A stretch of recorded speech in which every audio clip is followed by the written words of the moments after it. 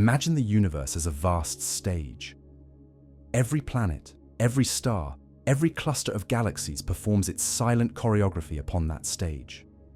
For centuries, humans believed that when objects moved, something pushed them, pulled them, or dragged them along invisible cosmic strings. The ancient Greeks imagined the heavens guided by perfect crystal spheres. Early astronomers built elaborate geometric models simply to make sense of wandering lights. Then came Isaac Newton, sitting beneath an apple tree, wondering why an apple falls the same way the moon moves. His idea was powerful. Gravity, he said, was a force that acted instantaneously across distance. One object pulls on another, whether they touch or not. The apple, the moon, the planets, they danced to the pull of this mysterious force. Newton had given the world an equation that could predict the motion of planets with uncanny accuracy. But Newton himself did not claim to understand what gravity actually is. He once wrote that he did not feign hypotheses. To him, gravity worked, and that was enough. For centuries, that was enough for everyone else too. Humanity used Newton's equations to build telescopes, chart the sky, and navigate oceans. But as accurate as the equations were, they were still just descriptions. They did not reveal the underlying cause. Then, in 1915, a clerk from the Swiss Patent Office proposed something that would change physics forever. Albert Einstein suggested that gravity is not a force at all. He imagined space and time not as separate concepts but woven together, forming a four-dimensional fabric. Space could bend, time could stretch. Together they formed spacetime. According to Einstein, mass and energy tell spacetime how to curve, and the curvature of spacetime tells objects how to move. Planets do not orbit because the sun pulls on them with a force. They follow the curved path carved by the sun's mass. What we call gravity is simply the shape of spacetime. This idea sounds abstract until you visualize it. Picture a stretched rubber sheet. Place a heavy bowling ball at its center. The sheet dips. Now roll a marble across that sheet. The marble curves around the dip, not because the bowling ball reaches out and pulls it, but because the surface beneath the marble is warped. This image is not perfect. Space-time is not a sheet, and gravity does not occur in only 2 dimensions.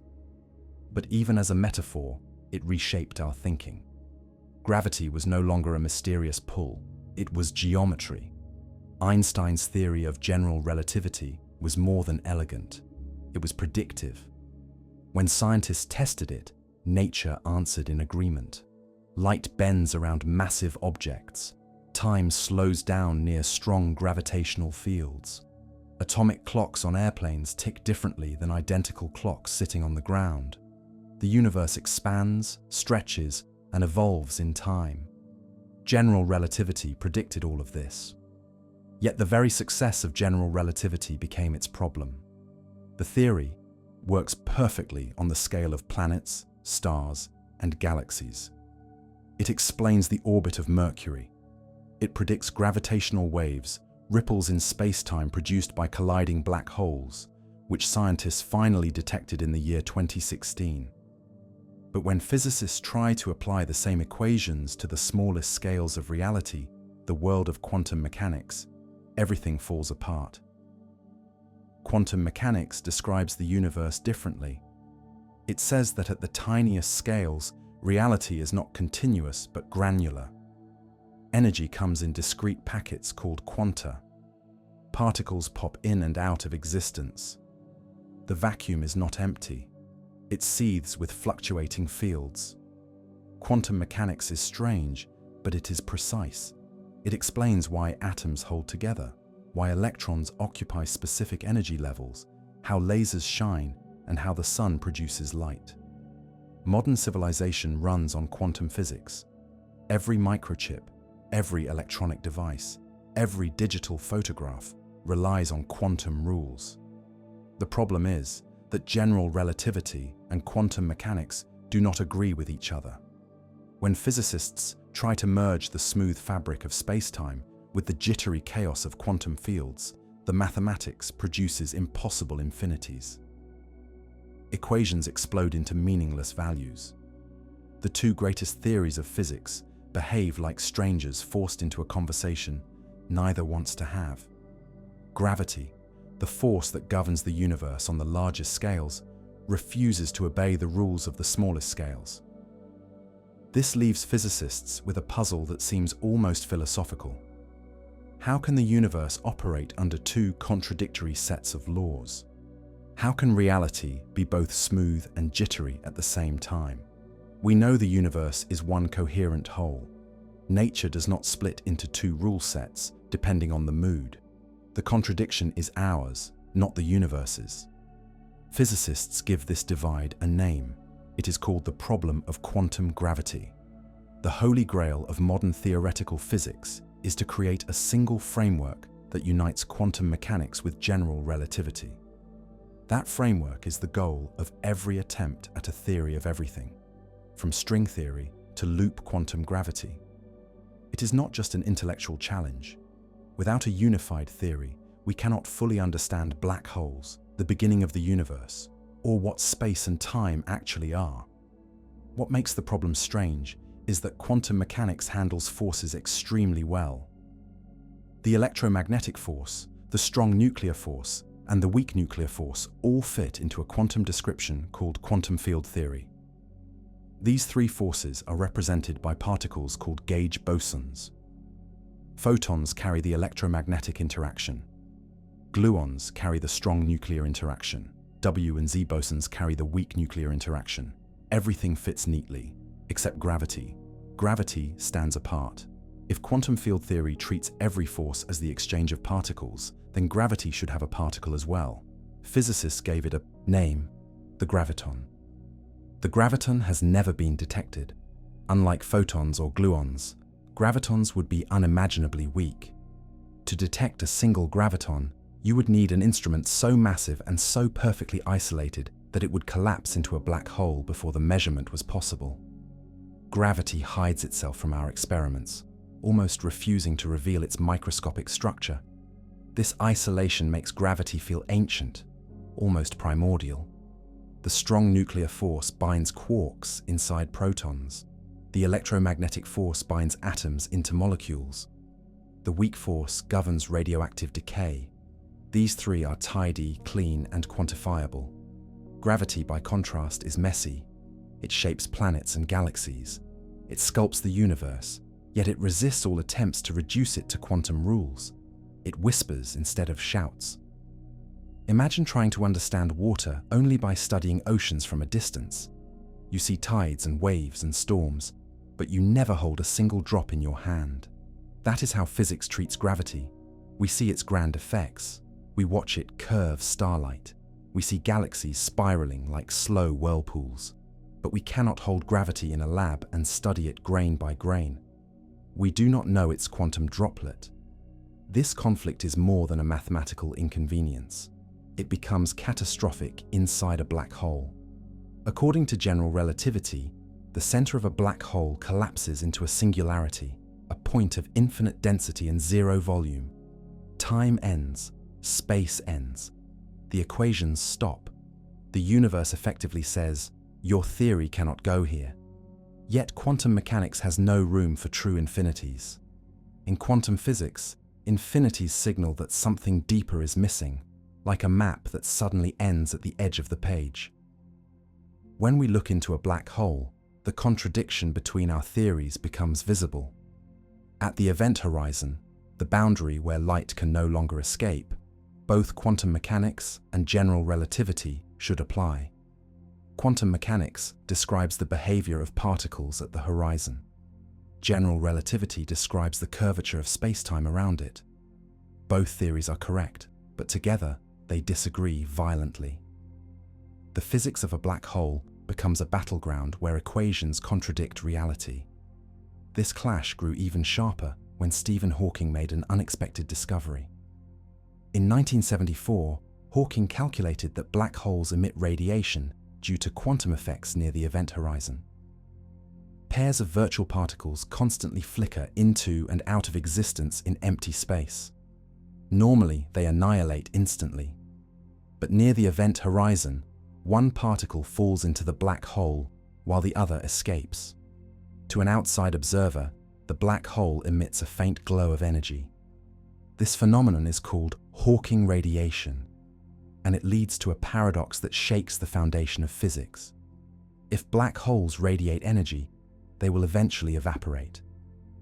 Over a mind-bending length of time, far longer than the current age of the universe, a black hole shrinks until nothing remains. But what happens to the information about everything that fell inside? Quantum mechanics insists that information can never be destroyed. General relativity claims that the information disappears into the singularity. Both theories are fiercely rigid. They cannot both be right. This is known as the black hole information paradox. It is not a minor puzzle. It is a crisis. Nature must preserve information, or the laws of quantum mechanics crumble. If information vanishes, then every quantum event could have unpredictable outcomes. The universe would become unreliable. Physicists cannot allow that. The paradox demands an answer. Something is wrong in our picture of space, time, or gravity itself. Humanity has solved mysteries before. We unified electricity and magnetism. We discovered the rules of quantum mechanics. We measured the speed of light. Each of those triumphs came from challenging an assumption that once seemed impossible to question. Now, the story of gravity reaches the same point. Einstein's equations imply that space-time is continuous, smooth, and perfect. Quantum mechanics suggests that everything, even space and time, should be quantized, made of discrete units. The universe cannot be both perfectly smooth and fundamentally granular. Somewhere, beneath the equations, beneath even space-time itself, there must be a deeper framework, something more fundamental than space, time, or geometry. The difficulty forces physicists to ask a dangerous question. What if gravity is not a fundamental force at all? What if gravity is like temperature? Nobody believes temperature is fundamental. Temperature is an average of the motion of many particles. When enough molecules move quickly, we call the result heat. Could gravity be the emergent behavior of something smaller, something quantum, something woven out of information? If that is true, then the curvature of space-time is not the foundation. It is a shadow, a reflection of something invisible. Perhaps the universe as we experience it, the vast expanse of stars and galaxies, is not the starting point. Perhaps space and time emerge from something deeper and stranger, something that obeys quantum rules. This idea sounds radical, almost unthinkable. For centuries, humans have imagined space as the container of everything that exists. How could space itself be built from anything? But physics has reached a point where refusing to question space and time is no longer an option. The equations push us onward. Experiments hint at something beneath space-time. Gravity refuses to join the other forces because gravity is not a force. It is the shadow of whatever truly governs the universe. Physicists have begun to look at gravity the way a detective studies footprints. The footprint is not the creature. It is the trace left behind. If gravity is only the imprint, then something else must exist to create that imprint. Some physicists now suspect that the universe might not be built from matter or from energy, or even from space and time. The most fundamental ingredient might be information. Not information like words or stories, but information in the deepest possible sense. Bits of quantum state. The yes or no structure that determines how particles can exist, interact, or become entangled. To understand why this radical idea came forward, imagine shrinking yourself toward the smallest scales of the universe. Far smaller than cells, smaller than atoms, past electrons and quarks, past the limits where any microscope could ever reach.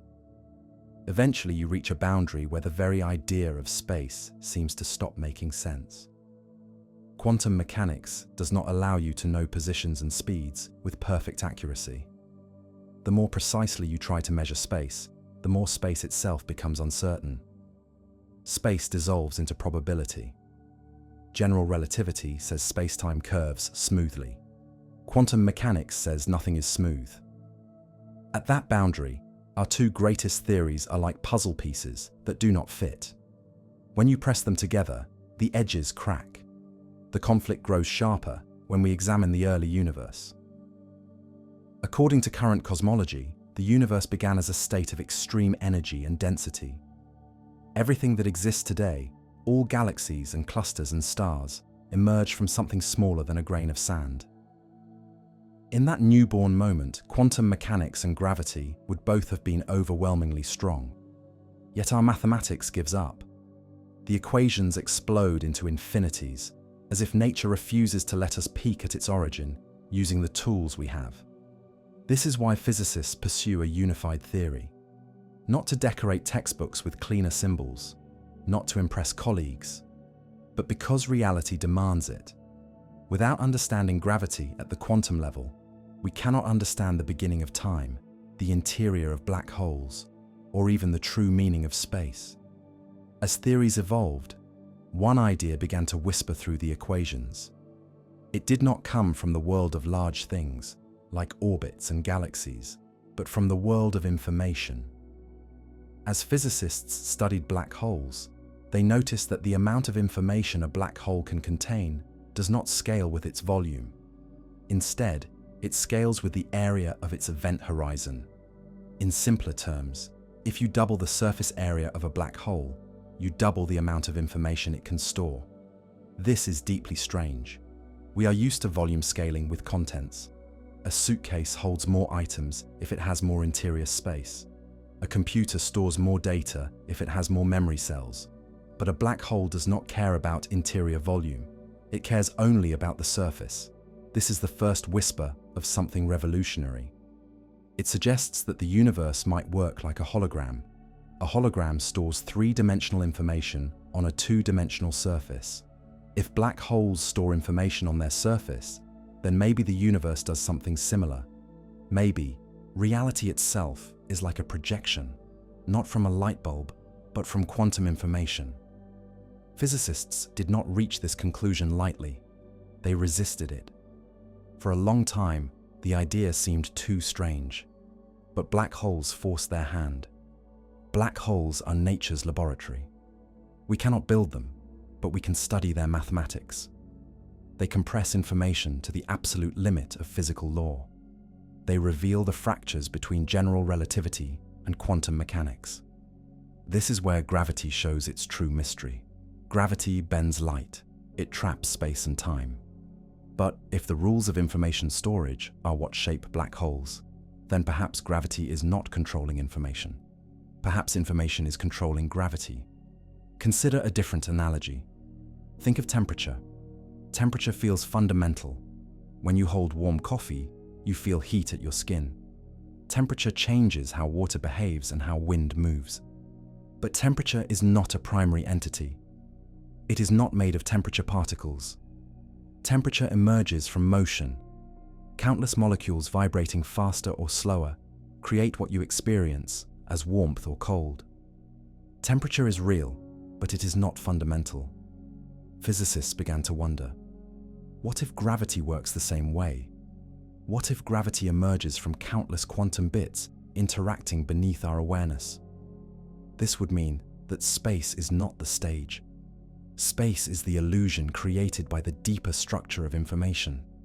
The strings of quantum reality pluck and vibrate. Gravity is the music that echoes into our world. Some theoretical physicists compare it to a movie projected onto a curved screen. You can walk up to the screen, you can measure distances, you can watch characters move through a three-dimensional world. But no matter how real it appears, everything you see is only created by information on the flat surface behind you. The geometry you experience is the shadow of something deeper. At this point, a stunning realization appears. If gravity emerges from information, then space and time themselves may not exist independently. They arise from the patterns and relationships of quantum states. When information flows, space-time curves. When information stops flowing, space-time flattens. The shape of reality is defined by the complexity of information. The deepest question in physics is no longer what is the universe made of. The deeper question is what is the universe encoded in. The more physicists study the universe, the less it resembles a machine. Instead, it behaves like something that stores and processes information.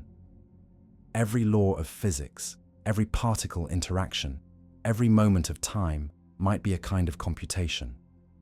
Einstein's picture of gravity as the curvature of spacetime was revolutionary. It allowed us to predict black holes, gravitational waves, and the expansion of the universe. But if gravity is not fundamental, if it is the result of deeper quantum processes, then Einstein gave us the shadow, not the source. The Yangtze stage has been set. We have traced the footprints far enough to reach the edge of known physics. Beyond this point, the path turns into something new. If gravity does not belong with the other forces, if gravity refuses to be quantized, then perhaps we are asking the wrong question. Perhaps gravity is not a fundamental force that must be unified. Perhaps gravity is the illusion created by something deeper. To understand that deeper layer, we must leave the smooth surface of spacetime and journey into a world where particles are not objects, but vibrations and excitations, where reality is not matter, but information. The search for the true nature of gravity is not just a search for a force. It is a search for what reality itself is made of. And that trail leads to the quantum world. In the next chapter, we will step into that world, a world where particles cease to be tiny marbles and become ripples in invisible fields. A world filled with uncertainty, probability, and entanglement. A world where information is the currency of existence. If gravity is the shadow, then quantum reality may be the source. Imagine standing in a laboratory late at night. The lights are dim, and the world beyond the glass windows feels silent and distant. A beam of light passes through a thin slit and strikes a screen on the far wall. The experiment seems simple. A beam of particles passes through an opening and leaves a mark. But when the results appear, the universe reveals a truth far stranger than anyone expects. The screen shows a pattern of bright and dark bands, as though waves of water have passed through the slit and rippled into interference. But the experiment used particles, not waves. Each particle should have hit the screen like a tiny pebble. Instead, the pattern reveals a secret. Matter behaves like a wave. Every particle is not simply a point, but a spread-out probability that only becomes a definite location when someone observes it. At first glance, that sounds absurd. A particle cannot be in many places at once. Yet quantum mechanics does not ask whether the universe behaves the way humans expect. Quantum mechanics describes what the universe actually does. At the smallest scales, something extraordinary happens. Particles are not objects that exist in definite positions. They are excitations of invisible quantum fields that stretch through space. Every electron in the universe is not a separate entity. Every electron is an excitation in the same field. The universe is not made of separate marbles, but of notes played on a single cosmic instrument. Quantum field theory, the language of modern physics, describes these fields. The electromagnetic field fills space.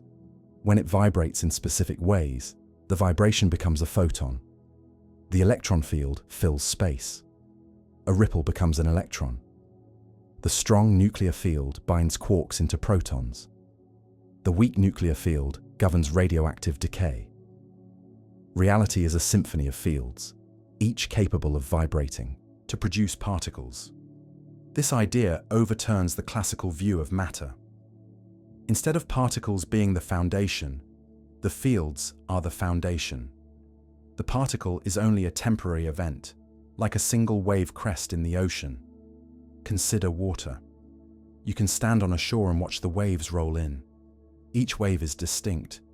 You can point to one and say that wave exists.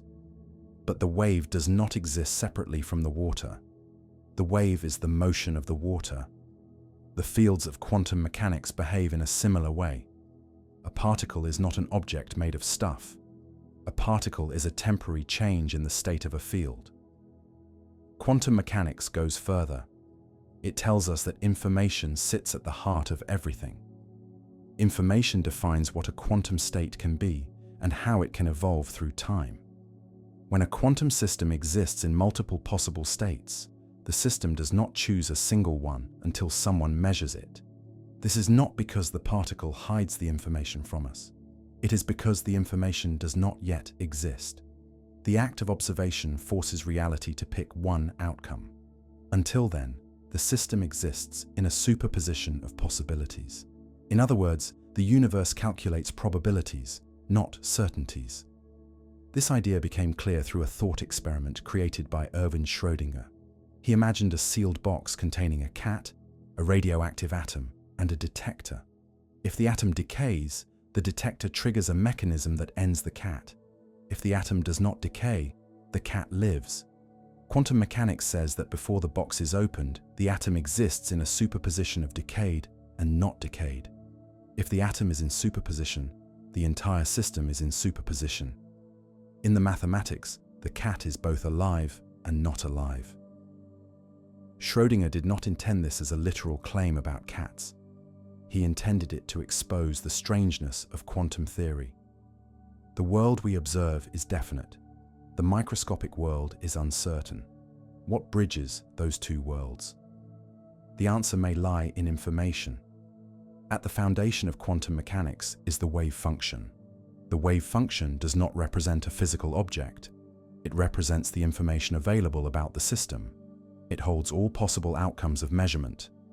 When you observe the system, you are not just looking, you are updating the information. Every quantum experiment is an exchange and update of information. Every act of observation narrows the range of possibilities. The deeper physicists looked into quantum mechanics, the more information began to dominate the picture. If a particle exists as a ripple in a field, and if the wave function represents everything knowable about that field, then the universe behaves like a machine that evolves information in time. Matter and energy are just appearances of information. This became even more striking when physicists began to study entanglement. Entanglement is what happens when two particles share a quantum state. Imagine creating a pair of photons in such a way that their properties are linked. If one photon is measured and found to have a certain polarization, the other will always be found to have the opposite polarization. This remains true no matter how far apart the photons are separated. The photons do not carry instructions about which outcome to produce. Instead, the information about their state exists only in their relationship. If you measure one photon, the universe instantly determines the state of the other. Albert Einstein called this phenomenon spooky action at a distance. He believed that quantum mechanics must be incomplete. He thought hidden variables must exist. Something in the particles must contain the missing information. But decades later, experiments proved that Einstein was wrong about that specific assumption. Entanglement is not a side effect. It is a fundamental feature of the universe. The crucial point is this: the information connecting entangled particles is real, even when the particles are far apart. The relationship exists outside space. If two entangled particles travel to opposite sides of the galaxy, their connection remains instant. The universe does not send a signal between them. The universe already knows the outcome. The information is shared in a way that does not depend on spatial separation. This challenges the deepest assumption we have. We believe that space defines distance. We believe that time defines sequence. But entanglement suggests that the universe does not use space as the primary concept. The universe may use information. Space and distance might be convenient illusions that emerge from the deeper patterns of informational links. If this is true, then the universe behaves less like a place and more like a computation. What we see as space may be the way information arranges itself. At this point, a new idea entered the landscape of physics. If entanglement structure determines how quantum systems connect, could spacetime itself be the result of those connections? Could space be woven from entanglement? This question changes everything. Gravity once seemed like the most fundamental force of nature. Now we begin to suspect that gravity arises from the geometry of space-time, and space-time arises from entanglement, and entanglement arises from information. If information is the foundation, then gravity is not the first layer of reality. It is a shadow cast by quantum information. The universe becomes something far stranger and far more elegant than a collection of particles. It becomes a web of relationships. If we wish to understand gravity, we must first understand how information shapes reality. And to do that, we must follow entanglement deeper. Entanglement is often described as connection, but that word barely touches its meaning. Connection implies a link across space, like two points joined by a thread. Entanglement is not a thread. It is more like removing space entirely. When two particles are entangled, they do not care about distance. They behave as if they are part of a single system, even when separated by light years. The measurement of one instantly defines the state of the other, not because a message travels between them, but because they were never fully separate to begin with. The universe appears to be built not from objects located in space, but from relationships that create the appearance of space. In this view, space is what happens when enough quantum systems share enough information in a particular way. If you break those informational links, space itself changes. If you remove them entirely, space disappears. Imagine the universe before anything existed. No stars, no galaxies, no space to place them in. What if, before space, only information existed? Consider millions of tiny quantum bits, like yes or no switches. There is no space between them, because space has not yet emerged. When these bits become entangled in certain patterns, space begins to appear as a consequence of their organization. The more entanglement, the more connected the universe becomes. The less entanglement, the more space falls apart. This is not speculation. Physicists have performed calculations showing that entanglement determines geometry. If you reduce the entanglement in a quantum system, the distance between points in the emergent space increases. At the extreme, if entanglement decreases past a certain threshold, the emergent space literally tears apart into disconnected regions. It is as though the universe stores a blueprint of space inside its entanglement structure. The field of study that explores this idea now has a name: quantum information geometry. Instead of treating entanglement as a mysterious side effect of quantum mechanics, researchers treat it as the fundamental fabric from which space-time is woven. Consider a thought experiment. You have a sheet of paper. You draw dots on it and connect those dots with lines. If you connect many dots, a shape emerges. The dots could be anywhere. You could film the dots from above. You could rotate the sheet or crumple it. Yet the connections define the shape, not the specific location of each dot. The shape depends on relationships, not position. In quantum physics, the dots represent quantum bits. The lines represent entanglement. The shape that emerges from all those relationships is what we experience as space-time. At first, this idea seems abstract. How could geometry, something that feels so solid and physical, arise from something as intangible as information? But every discovery in fundamental physics has required humans to abandon a belief that once seemed obvious. Humans once believed that matter was solid and indivisible. Then atoms were discovered. Humans once believed that time flowed the same for everyone. Then relativity revealed that time bends and stretches. Humans once believed that particles had definite properties before measurement. Then quantum mechanics revealed that the universe holds only probabilities until observation forces a single outcome. Now physics whispers a new possibility. Space itself may not exist until information demands it. To understand why this idea emerged, we should examine the mathematics of quantum field theory. In the early days, physicists treated fields as continuous sheets extending through space. But as quantum information became more central, researchers investigated how entanglement behaves in fields. They discovered something remarkable. If you divide space into two regions, the amount of entanglement between them is proportional not to the volume of the region, but to the area of the boundary separating them. This same pattern appeared earlier in black hole physics. When studying black holes, physicists found that the maximum amount of information a black hole can hold is not determined by volume, but by surface area. The larger the horizon surface, the more information can exist inside the black hole. The match between entanglement entropy and black hole entropy stunned researchers. These were two completely different domains of physics. One concerned quantum mechanics, the other concerned general relativity. Yet both pointed to a strange rule. Information lives on surfaces. As this rule repeated itself across very different areas of physics, a new idea appeared.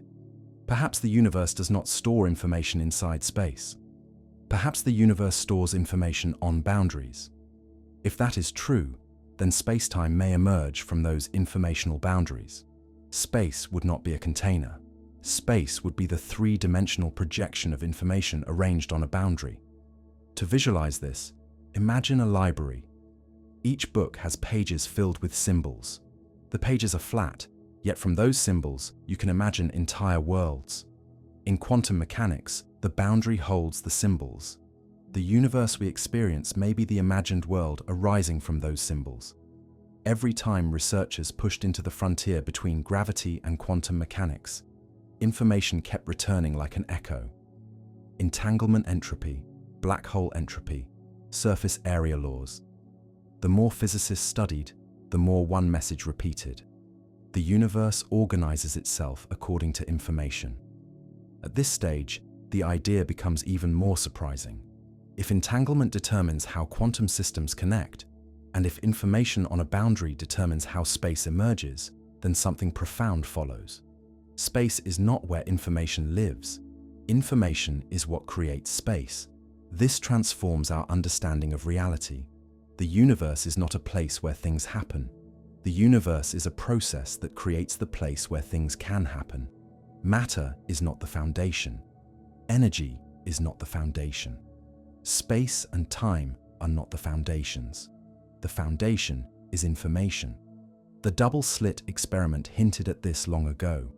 A particle exists in multiple states until information forces a choice. Entanglement took the idea further.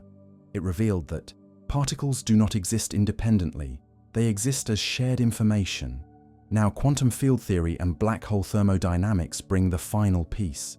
Geometry itself is defined by how information is arranged.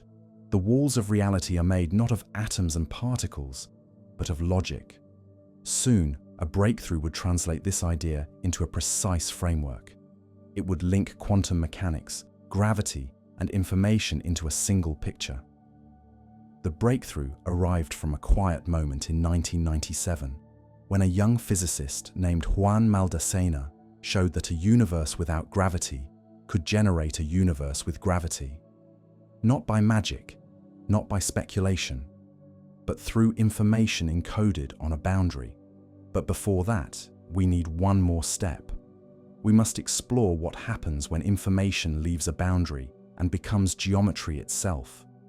To understand how information becomes geometry, imagine a blank sheet again. You draw many dots and connect them. The pattern becomes a shape. Now tear the sheet in half. The dots once connected across the tear can no longer communicate. Their relationships vanish. In the language of quantum mechanics, their entanglement has been reduced. When the connections are lost, the shape itself is altered.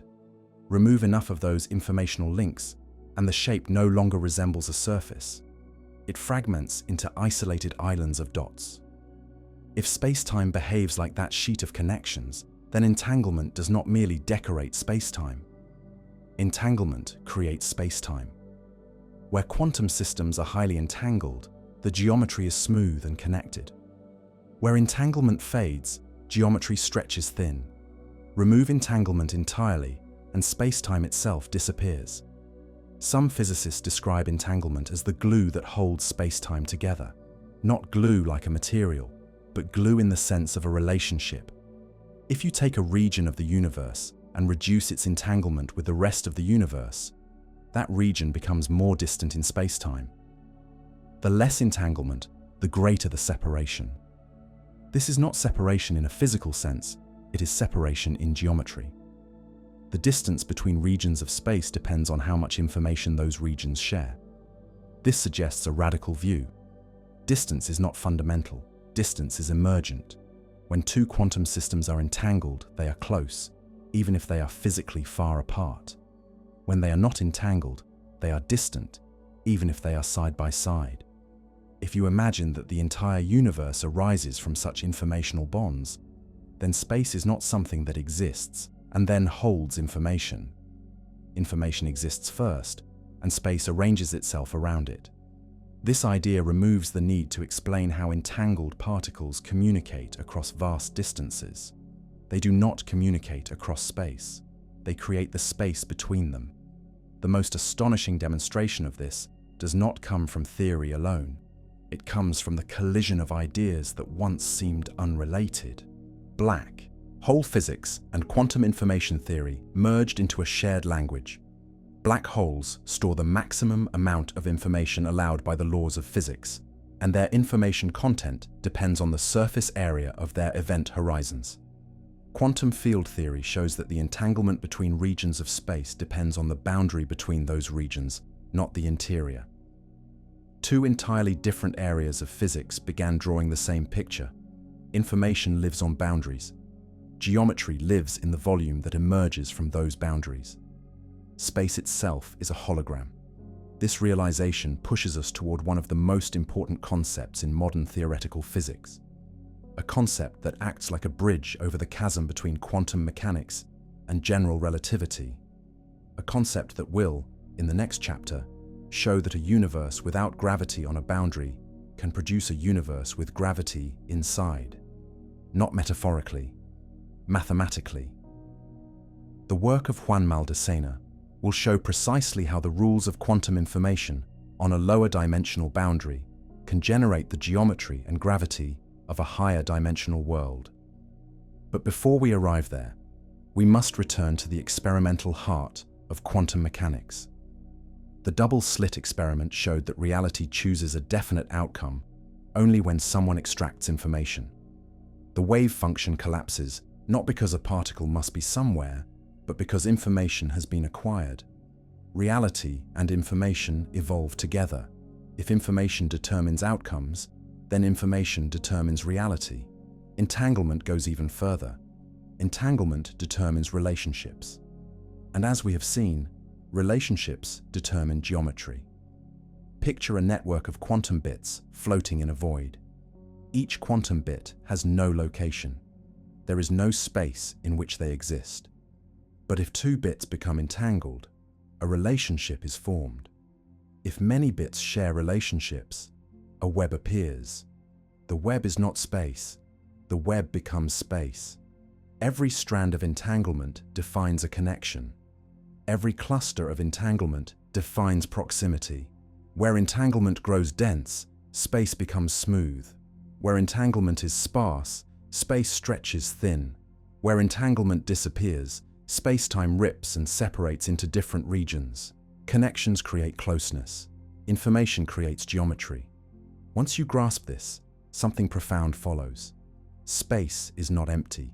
Space is structure. Space is the total pattern of entanglement among quantum degrees of freedom. Time is the evolution of that structure. Forces are the consequences of how information flows within it. The universe begins to resemble something more like a great computation than a physical machine. Every particle interaction updates information. Every quantum system evolves according to how that information can spread. Entanglement is not strange. Entanglement is the layout of the universe. And gravity, the most mysterious force of all, may not be a force at all. Gravity may be the tendency of spacetime to shape itself according to the flow of information. Where information increases, spacetime curves. Where information leaves, spacetime relaxes. The pull we call gravity may simply be the natural adjustment of spacetime as it tries to maintain the structure of entanglement that defines it. Space exists because information demands it. Gravity exists because spacetime responds to information. By the end of the 20th century, these ideas were scattered across different branches of physics.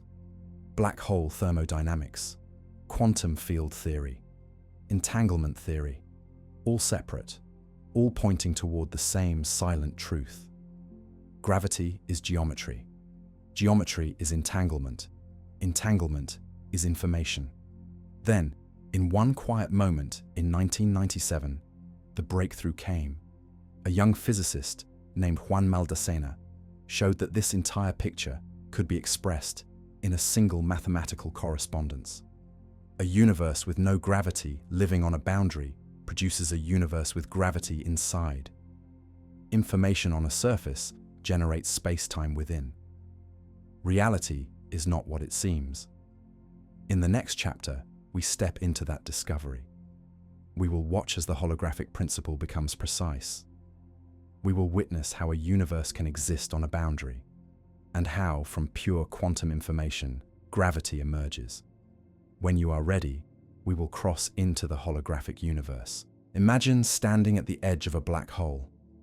You are far enough away to avoid being pulled in, yet close enough to feel the immense gravity bending space-time around you. Light curves, time slows. The horizon hangs like a dark, perfect circle against the stars. Nothing that crosses that horizon can ever return. If an object slips past that boundary, every trace of its existence seems lost. Its mass stays behind. Its gravity remains. But everything about it, its structure, its composition, its history, appears to vanish forever. Even information about what fell in seems to dissolve. For decades, this troubled physicists. How could information simply disappear? Quantum mechanics insists that information cannot be destroyed, yet general relativity seemed to say that a black hole erases information completely.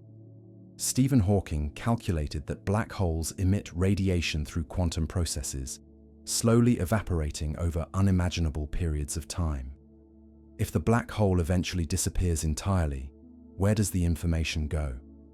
Is it gone forever? Or is it stored somewhere we cannot see? The clue emerged from an unlikely place. In the 1970s, Jacob Bekenstein studied the thermodynamics of black holes. He realized that black holes behaved like objects with temperature. They absorbed energy. They radiated energy. They followed the laws of thermodynamics. But then Bekenstein discovered something even stranger. If the information of everything that falls into a black hole is stored there, you would expect the storage capacity to depend on the volume of the black hole. Bigger interior, more room for information. But the mathematics refuse to agree. The information capacity of a black hole depends only on its surface area, not the interior volume, only the area of the event horizon. This was the first crack in the way we imagine reality. It suggested a shocking possibility. Information, the most fundamental quantity of the universe, cares only about surfaces. The deeper physicists pushed, the more this idea repeated itself. Entanglement across a boundary is proportional to the surface of that boundary, not the volume beyond it.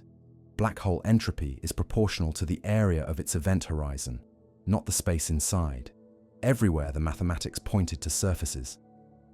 By the late 1980s, a new insight began forming in the minds of theoretical physicists. If information behaves as if it lives on boundaries, could the universe itself function like a hologram? A hologram stores three-dimensional information on a two-dimensional surface.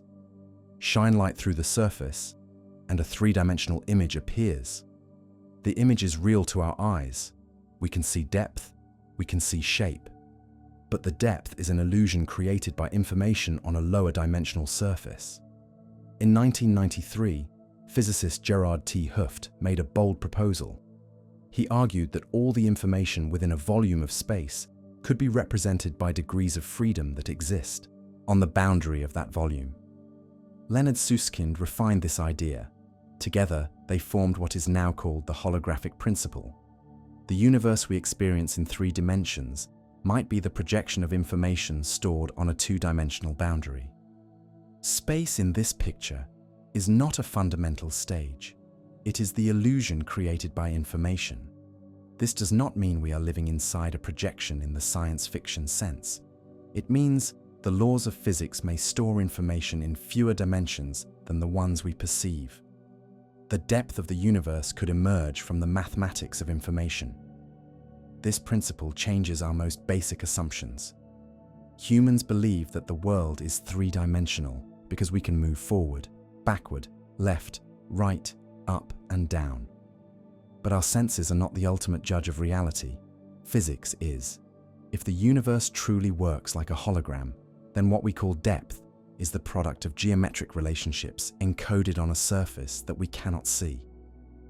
To visualize this, imagine watching a movie projected onto a curved theater screen. The projected world looks real. The mountains have depth. The characters walk through forests and over hills. But if you walk up to the screen, you will find that nothing on the screen contains any depth. The depth exists only because your mind interprets the information in a certain way. The screen holds the data. The image creates the world. The holographic principle suggests that the universe might behave in a similar way. The boundary holds the information. The interior space, the world we move through, is the emergent image. Space is not a fixed container. Space is information experienced geometrically. At this point, physics stood before a vast new landscape. Black holes were no longer merely strange objects. They were windows into how the universe stores information. Entanglement was no longer just a quirky quantum phenomenon. It was the potential fabric of space-time. The holographic principle was no longer an idea. It was a map. All that was missing was proof. A precise example. A mathematical demonstration that the universe could be holographic. Then, in 1997, the breakthrough came. A young physicist named Juan Maldacena would use geometry, information, and quantum mechanics to show that a universe without gravity on a boundary can produce a universe with gravity in the interior. He would show that gravity itself can emerge. He would prove that the holographic principle is not science fiction. It is physics. And once that door opens, gravity will no longer be the force we imagine. It will be the shadow cast by the quantum rules living on a boundary beyond our sight. The year is 1997. Juan Maldacena is a young physicist working on the front lines of string theory. At that time, many physicists believed that the universe might be made of tiny vibrating strings rather than point particles. These strings were unimaginably small, shorter than the smallest scale quantum mechanics could describe. The mathematics was elaborate, intricate, and nearly impossible to test. Yet buried inside that mathematical jungle, Maldacena discovered something astonishing. He found a precise relationship between two theories that appeared to have nothing in common. On one side was a theory of quantum mechanics defined on a boundary. This boundary had no gravity. It behaved like a flat sheet containing only quantum fields. On the other side was a theory of gravity describing a curved interior universe. Maldacena showed that the two theories were exactly equivalent. Everything that happened inside the curved universe with gravity could be described entirely by the quantum theory living on the boundary. Every event, every particle, every gravitational effect had a corresponding description on the lower dimensional surface. He called this duality anti-de Sitter, conformal field theory correspondence. Physicists abbreviate it to ADS-CFT. The name is technical, but the message is simple. A universe with gravity inside is the same as a universe without gravity on the boundary. What looks like space-time curvature inside the volume becomes quantum information on the surface. Gravity emerges. The interior universe is not more real than the boundary. The two descriptions are equal. They are two languages describing one reality. If you know everything about the boundary, you know everything about the interior. If you know the quantum information on the surface, you can compute the geometry inside. This is the holographic principle made precise. Imagine that you have a computer file containing a three-dimensional landscape. In the computer, the information is two-dimensional. Patterns of bits stored on a surface.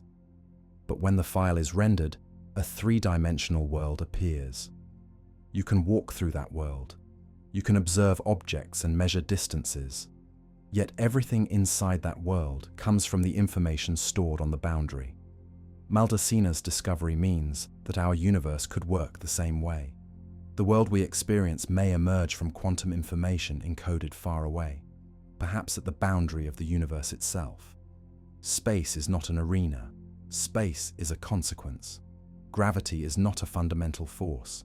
Gravity is the shape taken by information. Physicists were stunned. For decades, they had struggled to unite quantum mechanics and general relativity. String theory attempted to do this by positing fundamental strings, but Maldacena revealed something else. He showed that gravity does not need to be unified with quantum mechanics. Gravity can emerge from quantum mechanics. This changed the direction of theoretical physics. It suggested that the world we see is not the world that exists. Reality might be stored elsewhere, like ink pressed against the surface of a vast cosmic page. If space can be encoded, then space can be altered. If gravity emerges, then gravity can be manipulated through information. Suddenly, questions that once seemed purely philosophical gained scientific meaning. What is space? What is time? What is reality? At the core of Maldacina's work lies a truth that sounds almost magical. The shape of spacetime is determined by entanglement on the boundary. If entanglement increases, the geometry becomes smoother. If entanglement decreases, the geometry stretches and deforms. When entanglement vanishes, spacetime tears. Maldacena provides the mathematical proof of something that was only intuition before. Entanglement constructs spacetime. Imagine taking a sheet of fabric and stitching points together. Where threads are thick, the sheet becomes smooth and stable. Where the threads are thin, the sheet stretches. If you cut the threads entirely, the sheet falls into separate pieces. The fabric of spacetime behaves the same way. Entanglement acts like the stitching. Quantum information is the thread. The result is geometry. This view flips our understanding of the universe. Instead of seeing space as the structure that contains information, we now see information as the structure that contains space. We have been thinking upside down. The holographic principle reveals the reversal. The true reality lives not inside the universe, but on its boundary. Physicists once believed that the laws of nature lived inside spacetime. Now they suspect that spacetime lives inside the laws of quantum information. Maldacena's duality explains why the information of a black hole depends on the area of the horizon. The horizon is the screen. The interior, including everything that falls inside, is the projection. To someone outside the horizon, the information never enters the interior. It remains on the surface. The black hole does not erase anything. The universe preserves information by encoding it on a boundary. Whenever physicists thought they had reached the deepest layer, the universe revealed another. Newton believed gravity was a force. Einstein revealed that gravity is geometry. Now Maldacena reveals that geometry is information. But the holographic principle invites a question even more profound. If spacetime emerges from quantum entanglement, then what creates entanglement? What shapes the pattern? If entanglement is the stitching, then what holds the needle? Physicists began to search for the mechanism behind entanglement itself, and that search led to the next revelation. Entanglement does not just construct spacetime, entanglement shapes it. Change the pattern of entanglement, and the geometry of spacetime changes. Entanglement is not only the origin of space, it may be the origin of gravity. The next step in our journey belongs to a physicist named Mark van Ramstonk. He showed something astonishing. If you gradually reduce the entanglement between two regions of a quantum system, the corresponding regions of space drift apart. Reduce entanglement even further, and spacetime splits into two separate universes. Entanglement is the glue.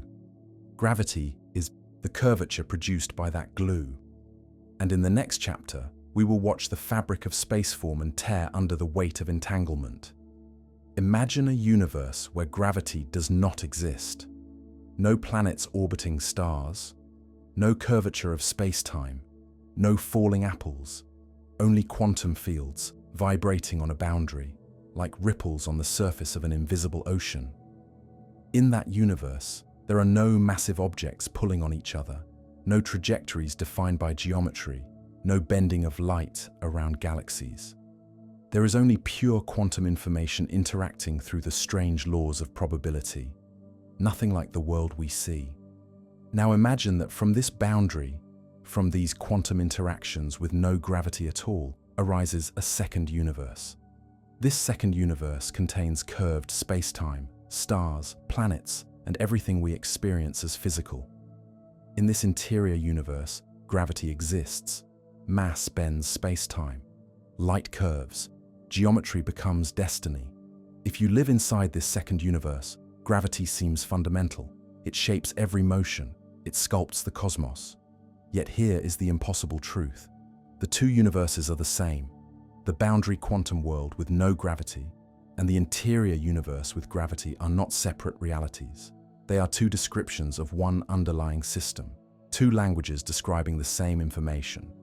This was the revelation that Juan Maldacena presented to the world in the year 1997.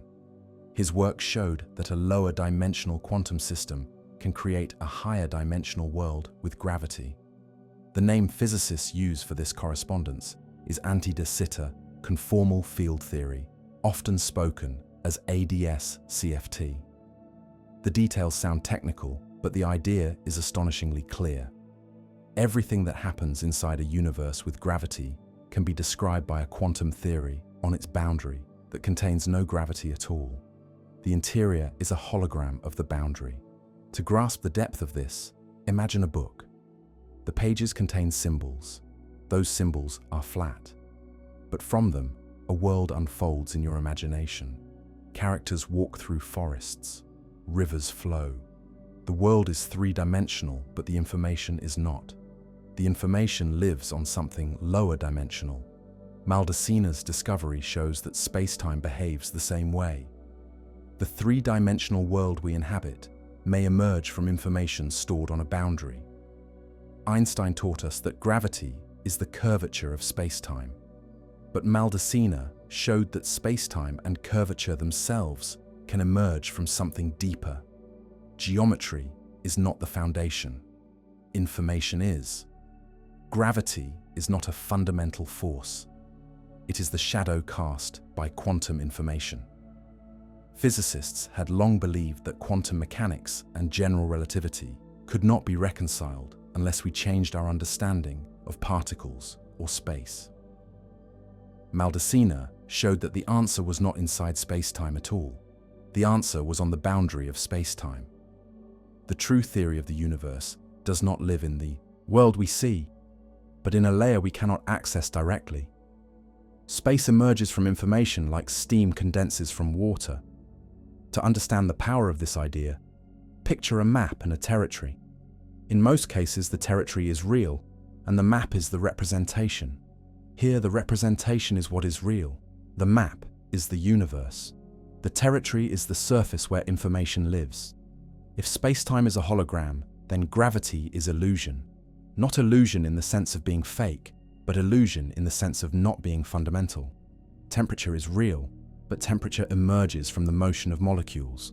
Gravity is real, but gravity emerges from information.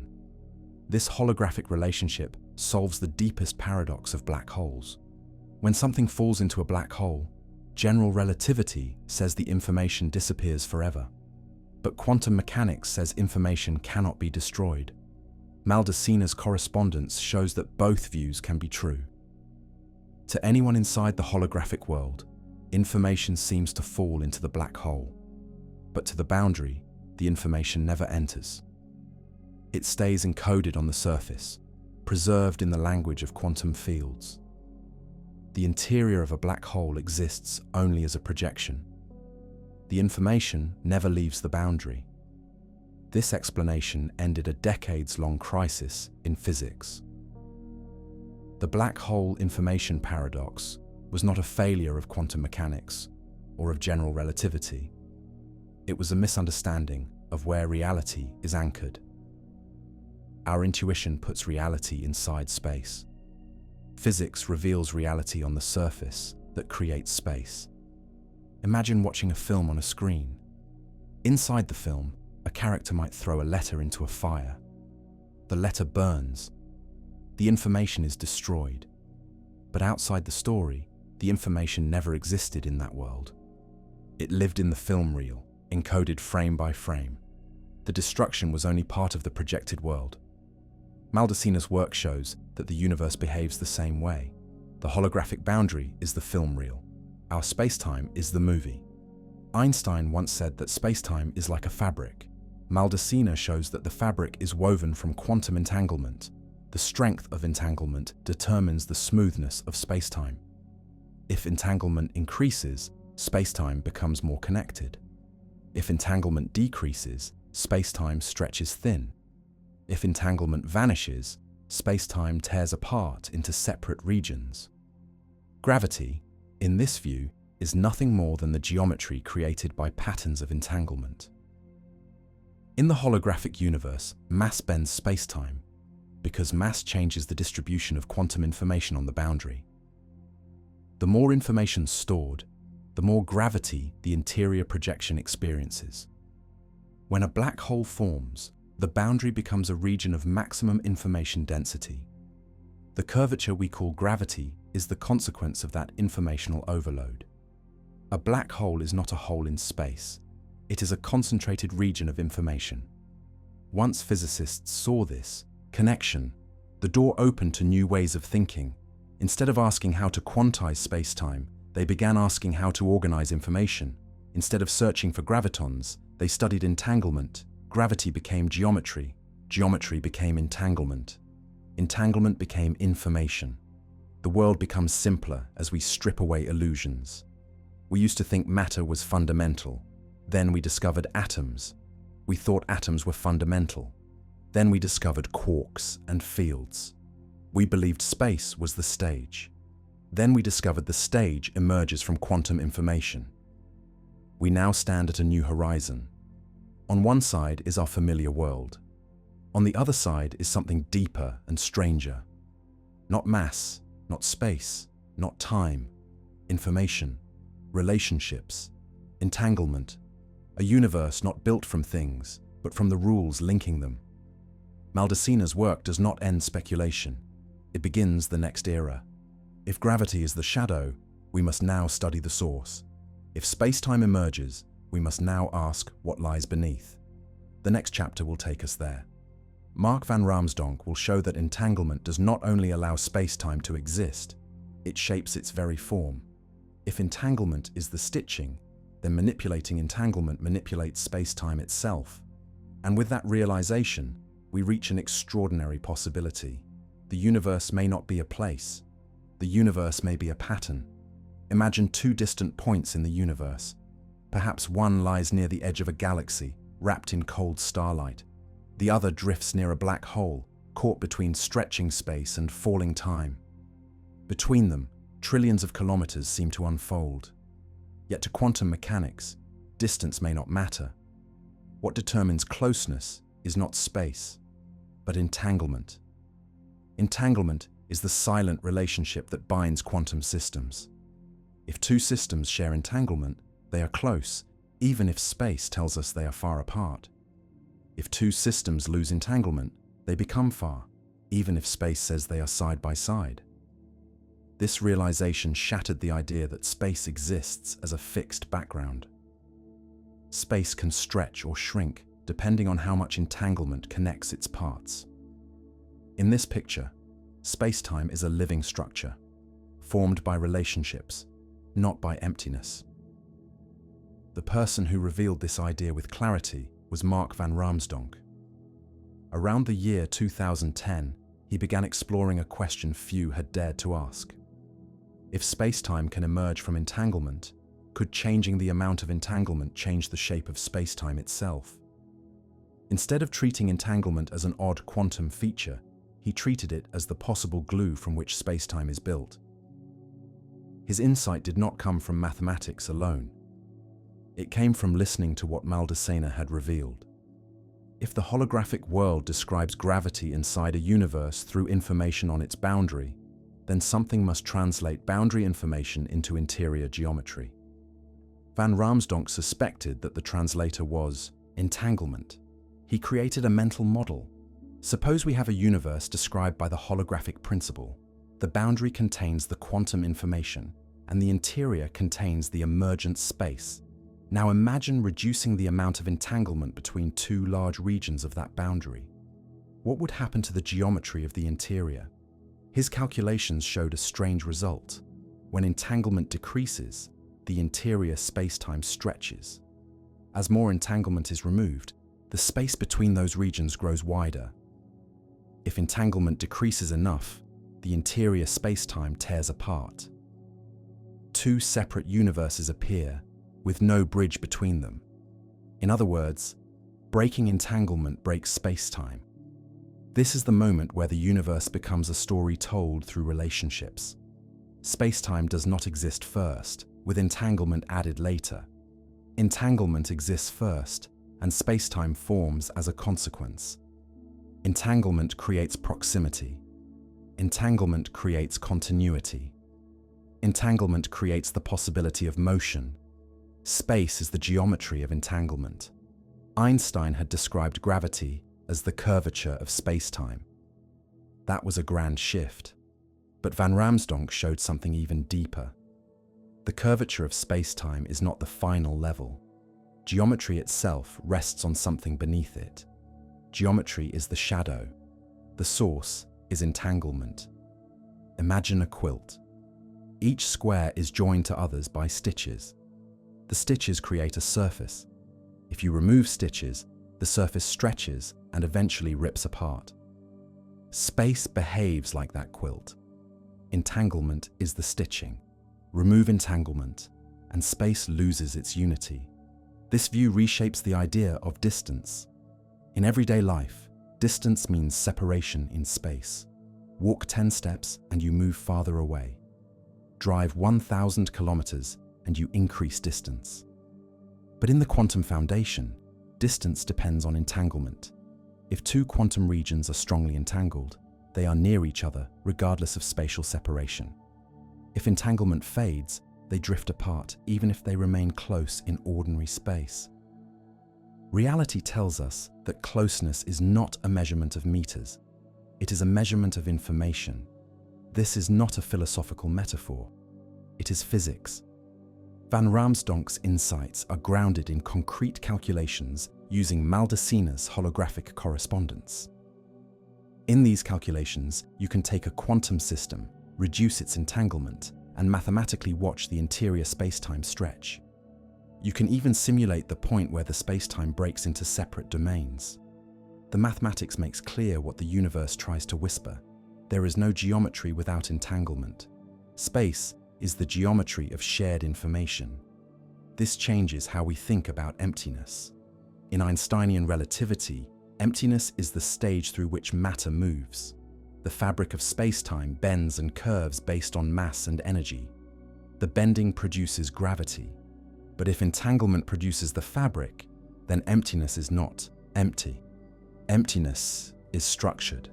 Emptiness is the rich architecture of relationships among quantum systems.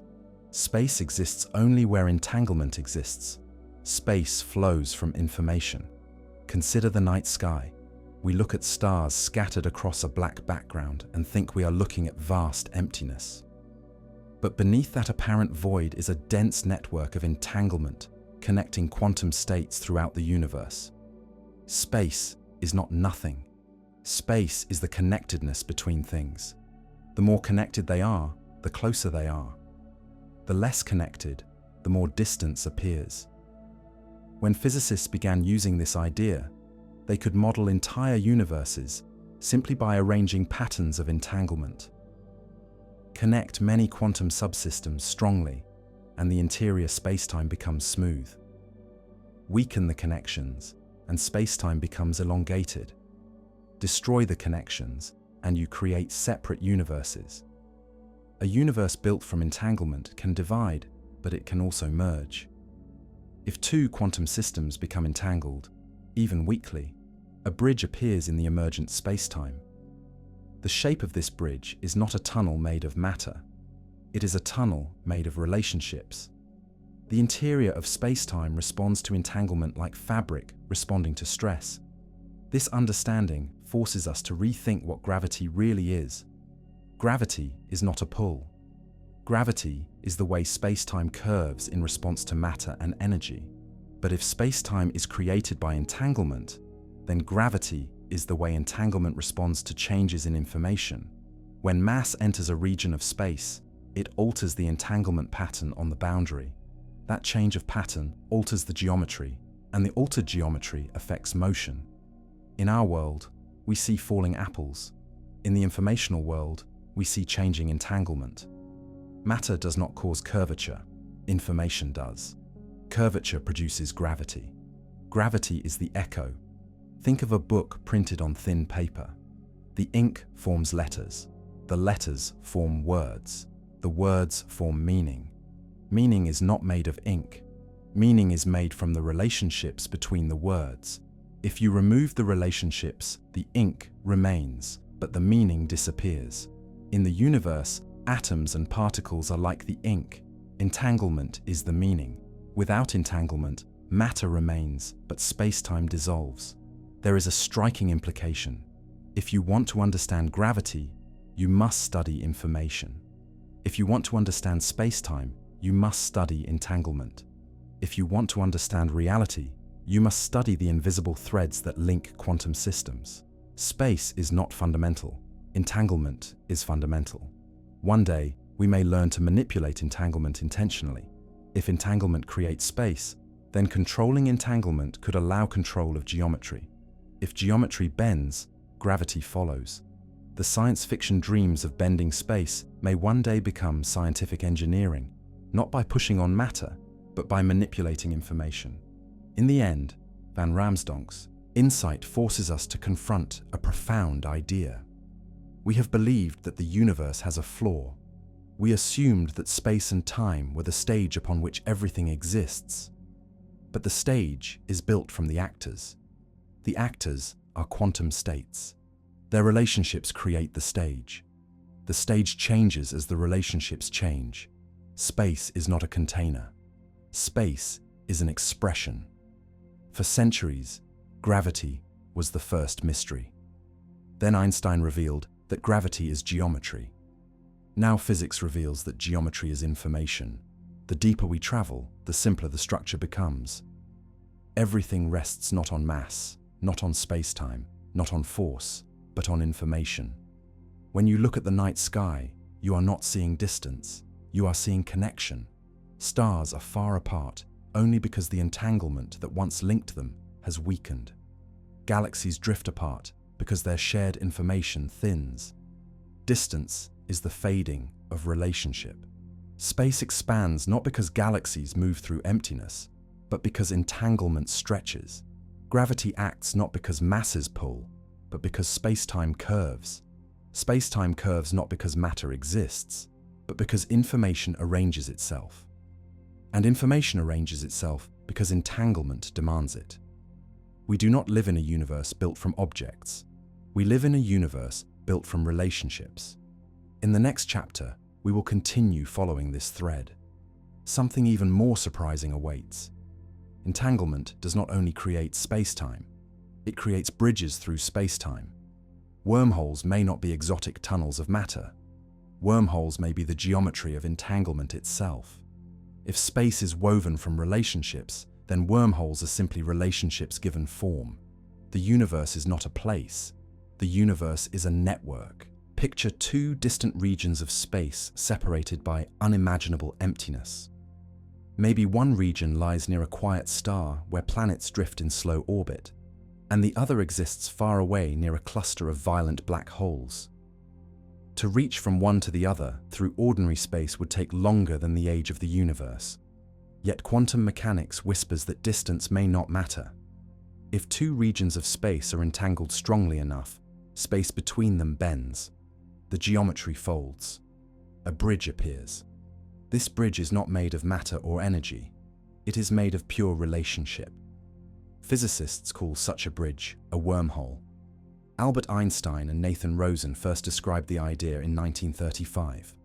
They imagined that two distant parts of space-time could be connected through a tunnel, mathematically described in general relativity.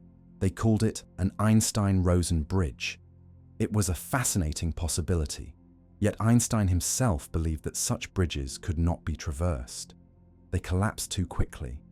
They pinched shut before anything could pass through. For decades, wormholes were considered interesting, but impossible. In the same year that Einstein and Rosen described wormholes, Einstein with Boris Podolsky and Nathan Rosen wrote another paper on something they believed was a flaw in quantum mechanics. In it, they argued that quantum entanglement seemed to violate locality. If two particles were entangled and you measured one, the other instantly acquired a corresponding property. Einstein famously called this spooky action at a distance. He believed that quantum mechanics must be incomplete because nothing should influence something else faster than light. These two papers, both written by Einstein in the same year, appeared to address unrelated mysteries. One paper described wormholes in space-time. The other described quantum entanglement across space. For many decades, no one imagined that the two ideas might be linked. One belonged to the world of large objects, planets and stars. The other belonged to the world of small objects, quanta and fields. Then everything changed. In the year 2013, Leonard Susskind and Juan Maldacena connected the two papers into one idea. They proposed that whenever particles are entangled, space-time contains a corresponding wormhole between them. The wormhole may be unimaginably tiny and impossible to travel through, but mathematically it exists. Entanglement does not merely correlate distant particles. Entanglement creates a geometric bridge. They gave this idea a symbolic equation that physicists remember easily. Einstein-Rosen equals Einstein-Podolsky-Rosen. In other words, wormholes equal entanglement. Wormholes and entanglement are the same phenomenon viewed from different perspectives. Imagine two electrons created together. They begin as one quantum system. Then someone separates them. One travels to a laboratory on Earth. The other travels to a distant spacecraft near the outer edge of the solar system. If these electrons are entangled, measuring one instantly determines the state of the other, not because a signal travels between them, but because they never truly separated. Entanglement links them.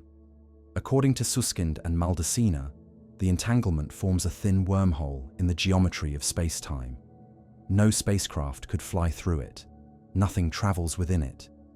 Yet the wormhole exists mathematically as the geometric shape of their connection. The universe does not need space to connect things. It uses relationship instead. This idea forces us to face a new way of thinking. Entanglement is not strange. Entanglement is the architecture of space-time. The stronger the entanglement, the stronger the connection.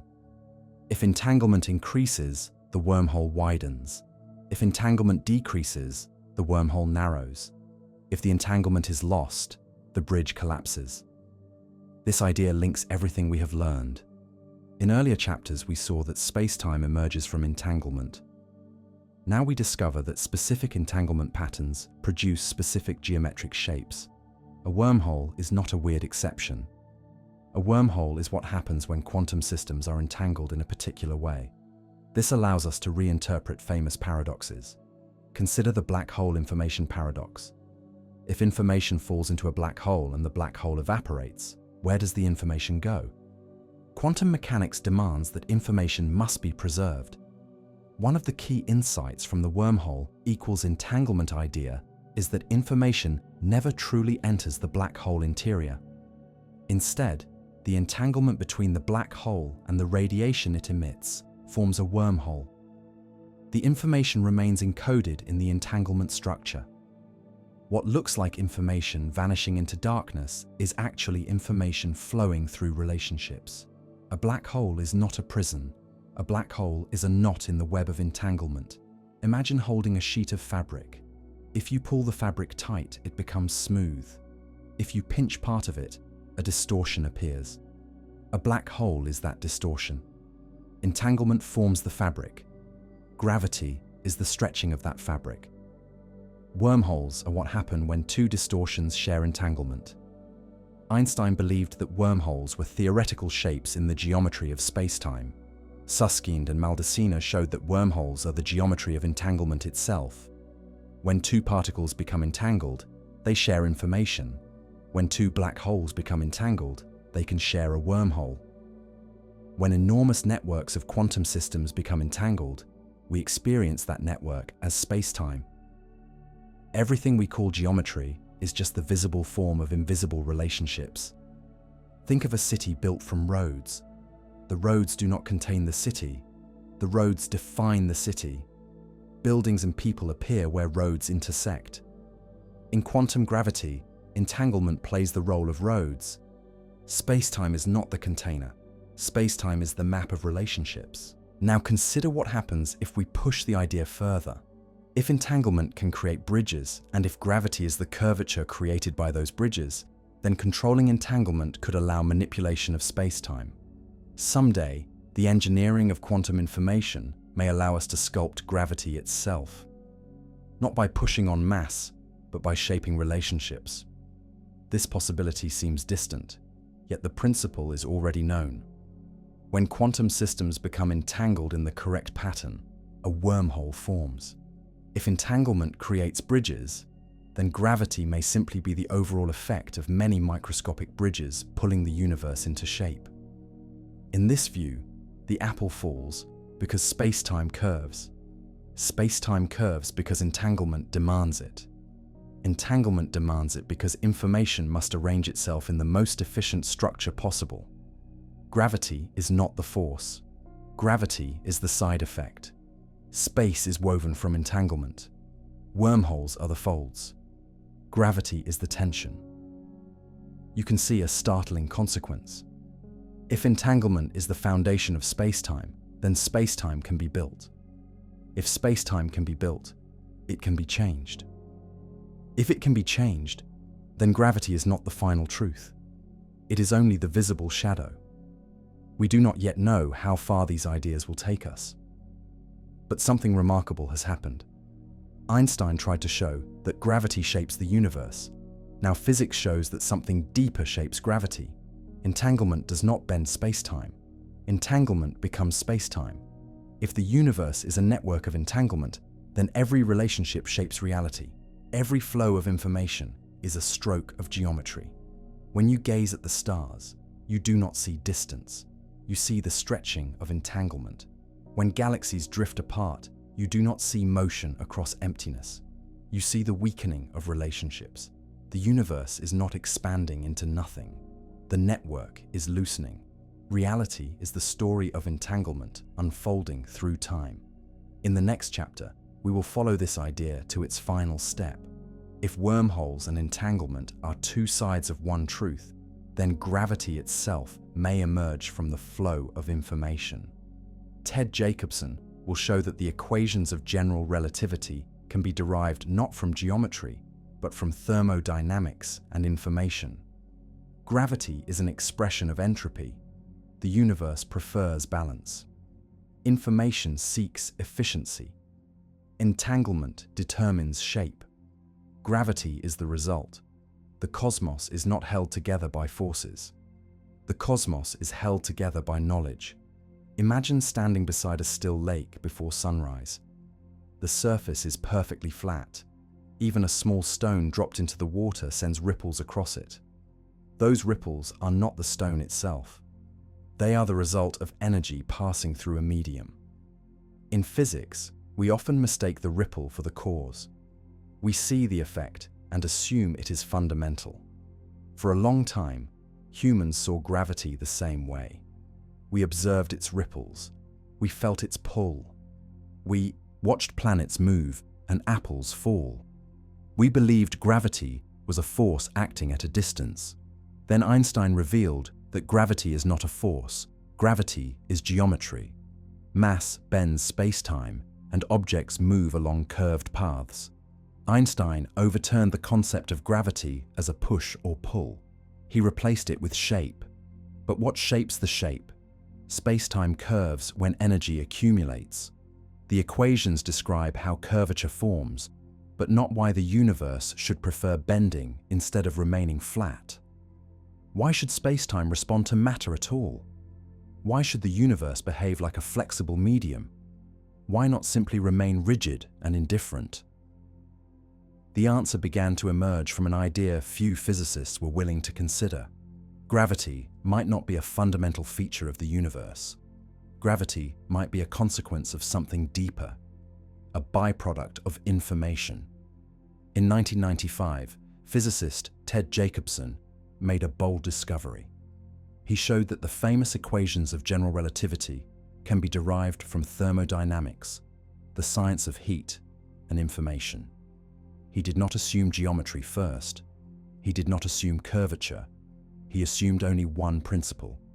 Information cannot move from a region of the universe to another without obeying the rules of thermodynamics. In simple terms, Jacobson assumed that information behaves like energy. If information flows, it carries entropy. When there is a difference in entropy, a system responds by pushing toward equilibrium. Jacobson applied this logic not to steam engines or molecules, but to spacetime itself. He imagined that every tiny patch of spacetime contains a certain amount of information. If information flows from one region to another, the flow must follow the laws of thermodynamics. From this, Jacobson derived the exact equations of Einstein. Gravity emerged from information flow. To visualize this, imagine a stretched fabric. When someone places a heavy object on it, the fabric bends. Not because the object pushes downward, but because the fabric reacts to the disturbance. Jacobson showed that spacetime behaves like that fabric because it must respond to the movement of information. The bending is not chosen, it is required. In this view, gravity is to information what temperature is to molecules. Temperature is not fundamental. It arises from the motion of countless particles. Gravity is not fundamental. It arises from the flow of information through spacetime. Jacobson turned the world upside down. Instead of saying geometry causes gravity, he said information causes geometry. Geometry is the response. The universe is not shaped by mass. The universe is shaped by entropy. Entropy is the measure of information that we do not know. When something falls into a black hole, we lose access to that information, so entropy increases. The laws of thermodynamics demand that the universe adjusts.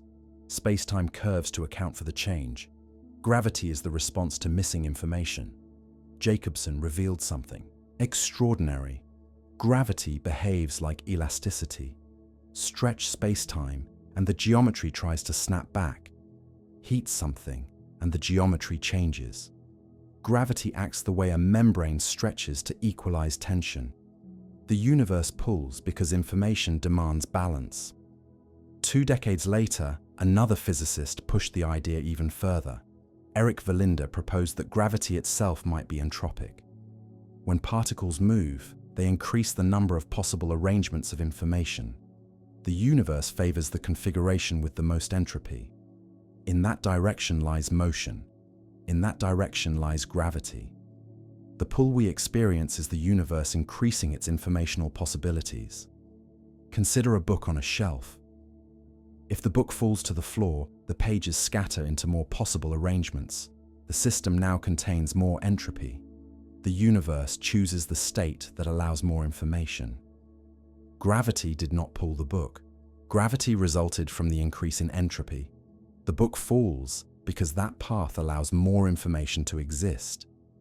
In this picture, gravity is not even a force. It is the statistical effect of information spreading into the highest number of configurations. The universe rearranges itself toward maximum informational freedom, and we misinterpret that flow as gravitational attraction.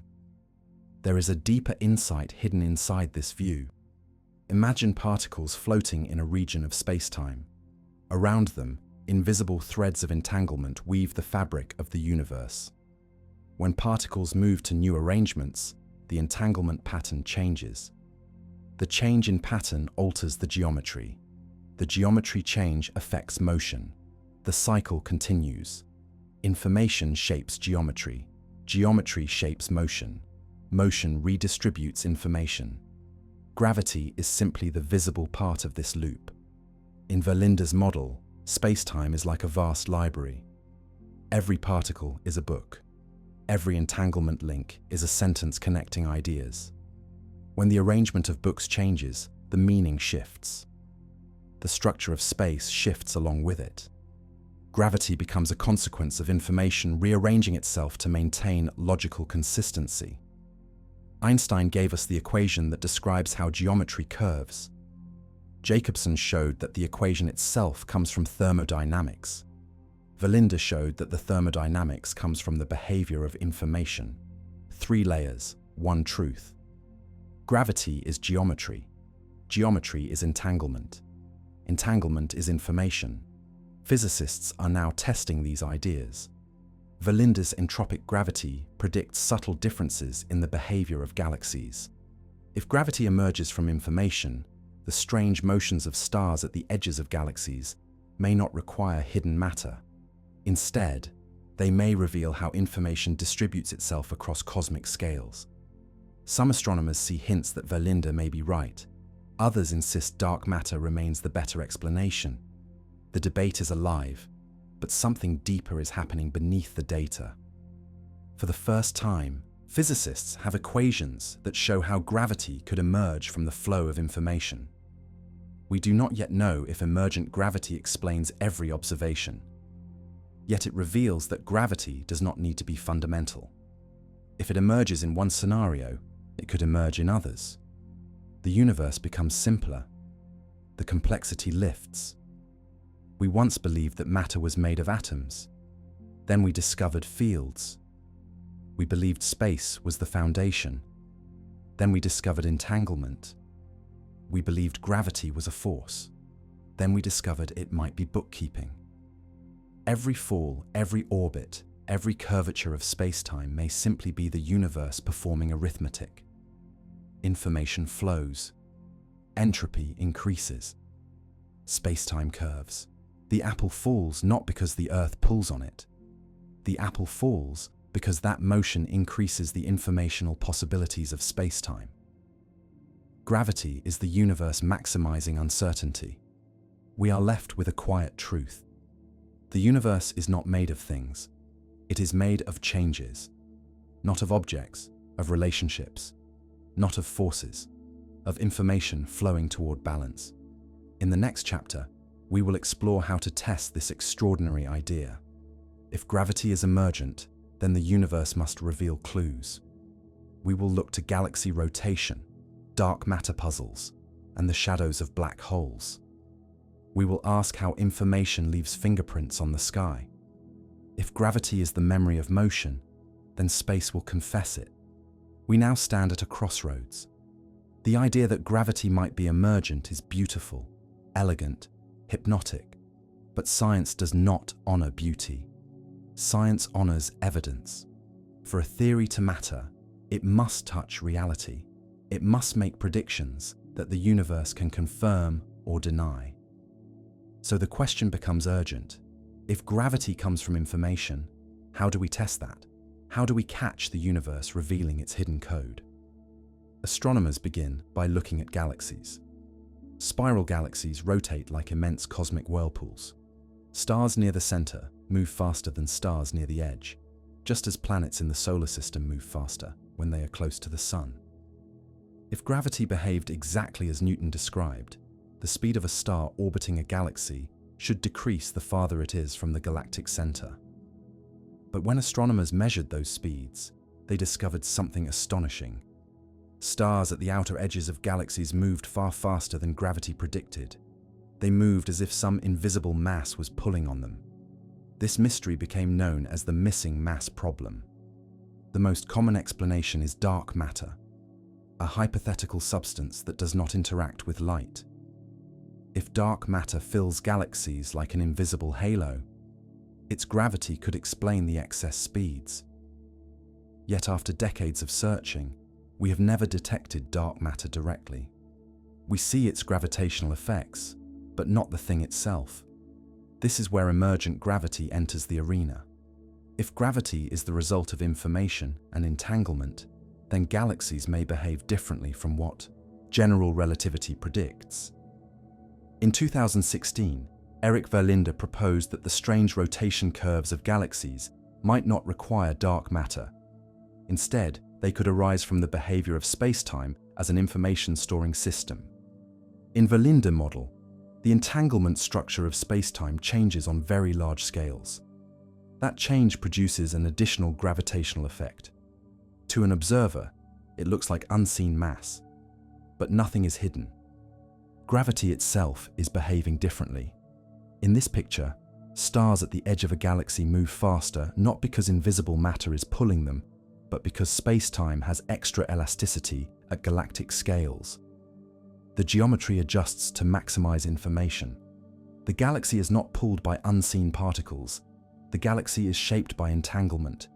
Astronomers tested Verlinde's idea.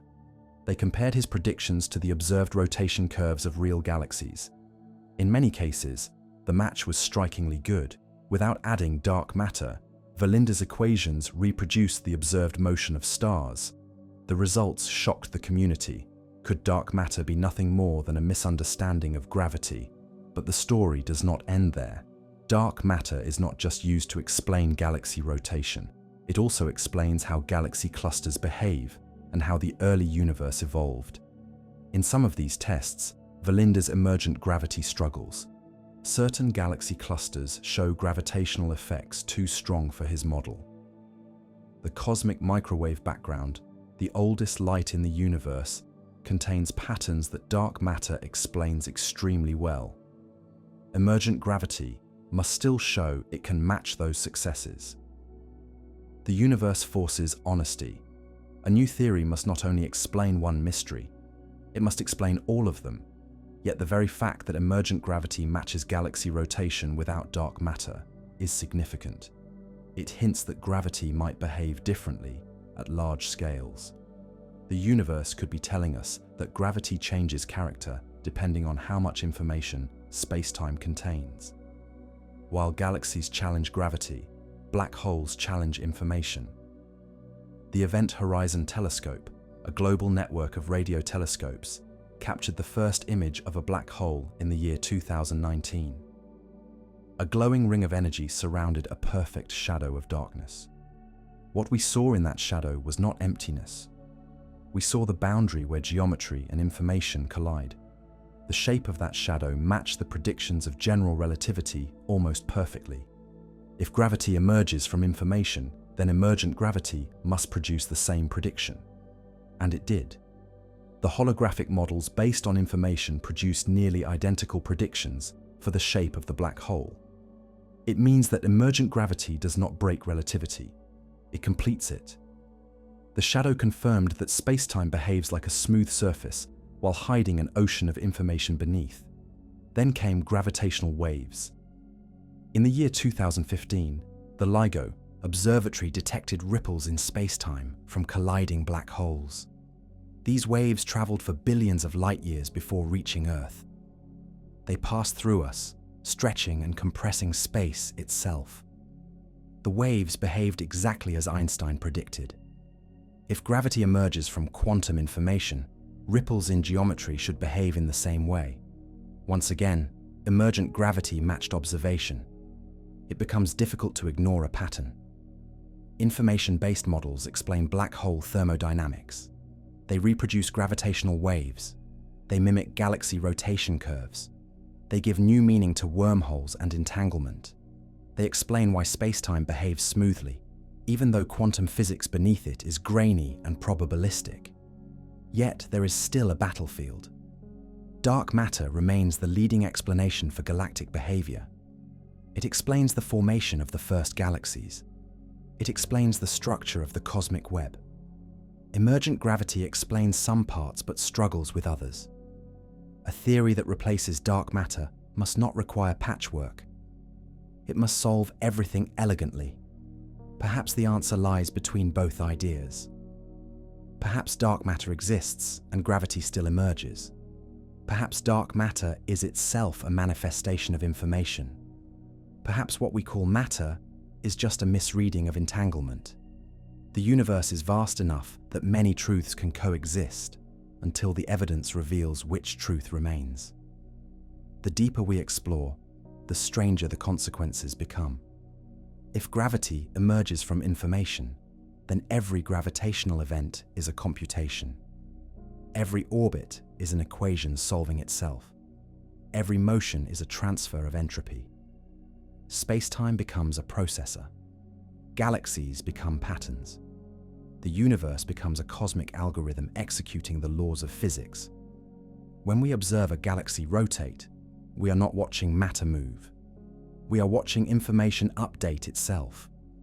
When we see a black hole radiate energy, we are not seeing destruction. We are seeing information encoded at the edge of existence. When a gravitational wave ripples through Earth, we are not feeling a distortion. We are feeling a message from the fabric of computation. Emergent gravity teaches us something humbling. We are not separate from the universe. We are part of its information. Our thoughts are not outside the system. They are patterns within it. We are made from the same relationships that build space-time. We are temporary knots in the weave of entanglement. Soon, physicists will use quantum computers to simulate space-time itself. They will build miniature holographic universes inside machines. Entanglement patterns will generate tiny emergent geometries. We will watch space grow from information. We will see it form, stretch, break, and repair. The laboratory will hold what used to exist only in mathematics and imagination. Reality will become an experiment. We stand on the edge of understanding. The universe has been whispering its secrets since the beginning. Gravity is not the cause. Gravity is the effect. The cause is information. In the next chapter, we will ask the final question. If gravity is emergent, then what is reality? If space and time are not fundamental, then what are we? Reality has always felt obvious. There is space, there is time. Objects exist inside these dimensions. They move, collide, orbit, and fall. Our entire perception of existence is built on this assumption.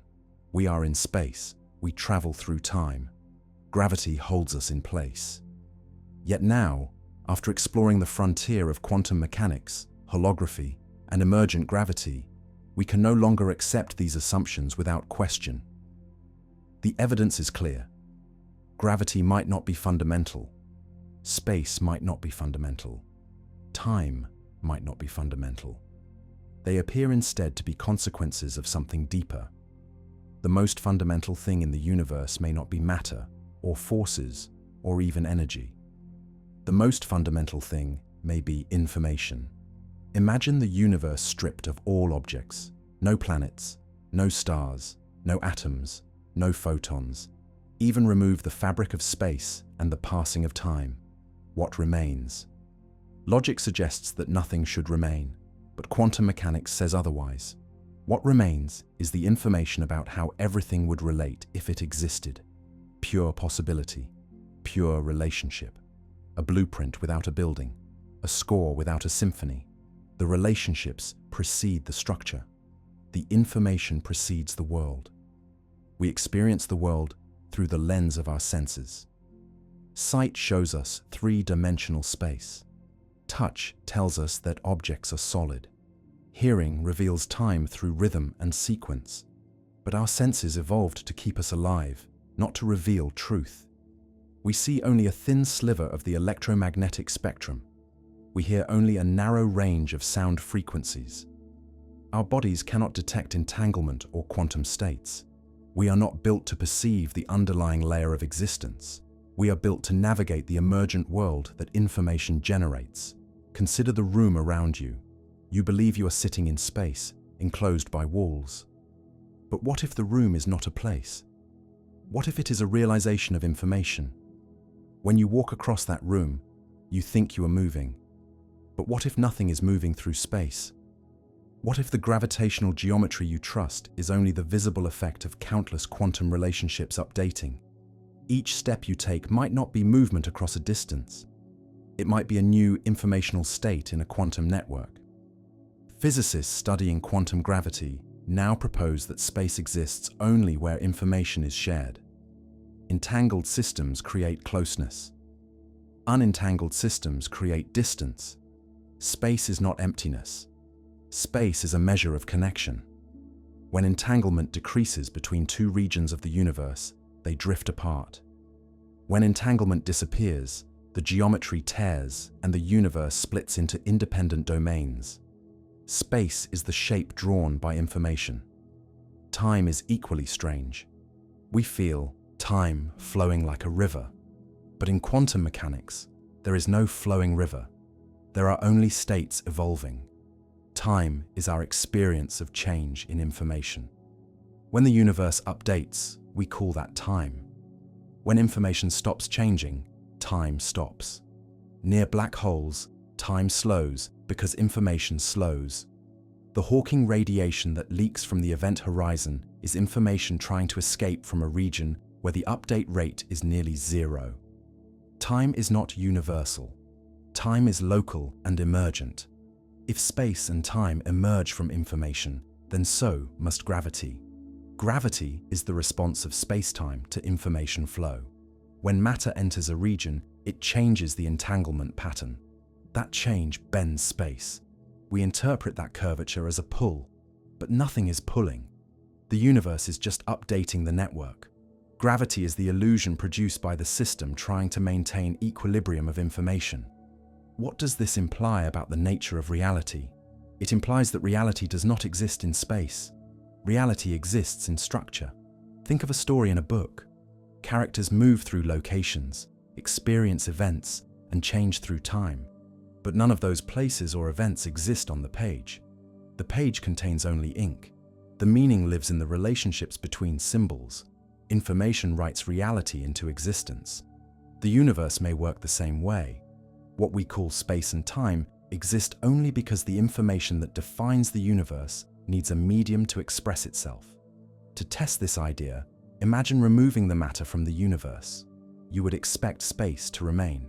But in emergent gravity models, when matter and information are removed, space-time dissolves. There is no background. Space does not exist without the relationships that define it. Time does not exist without change.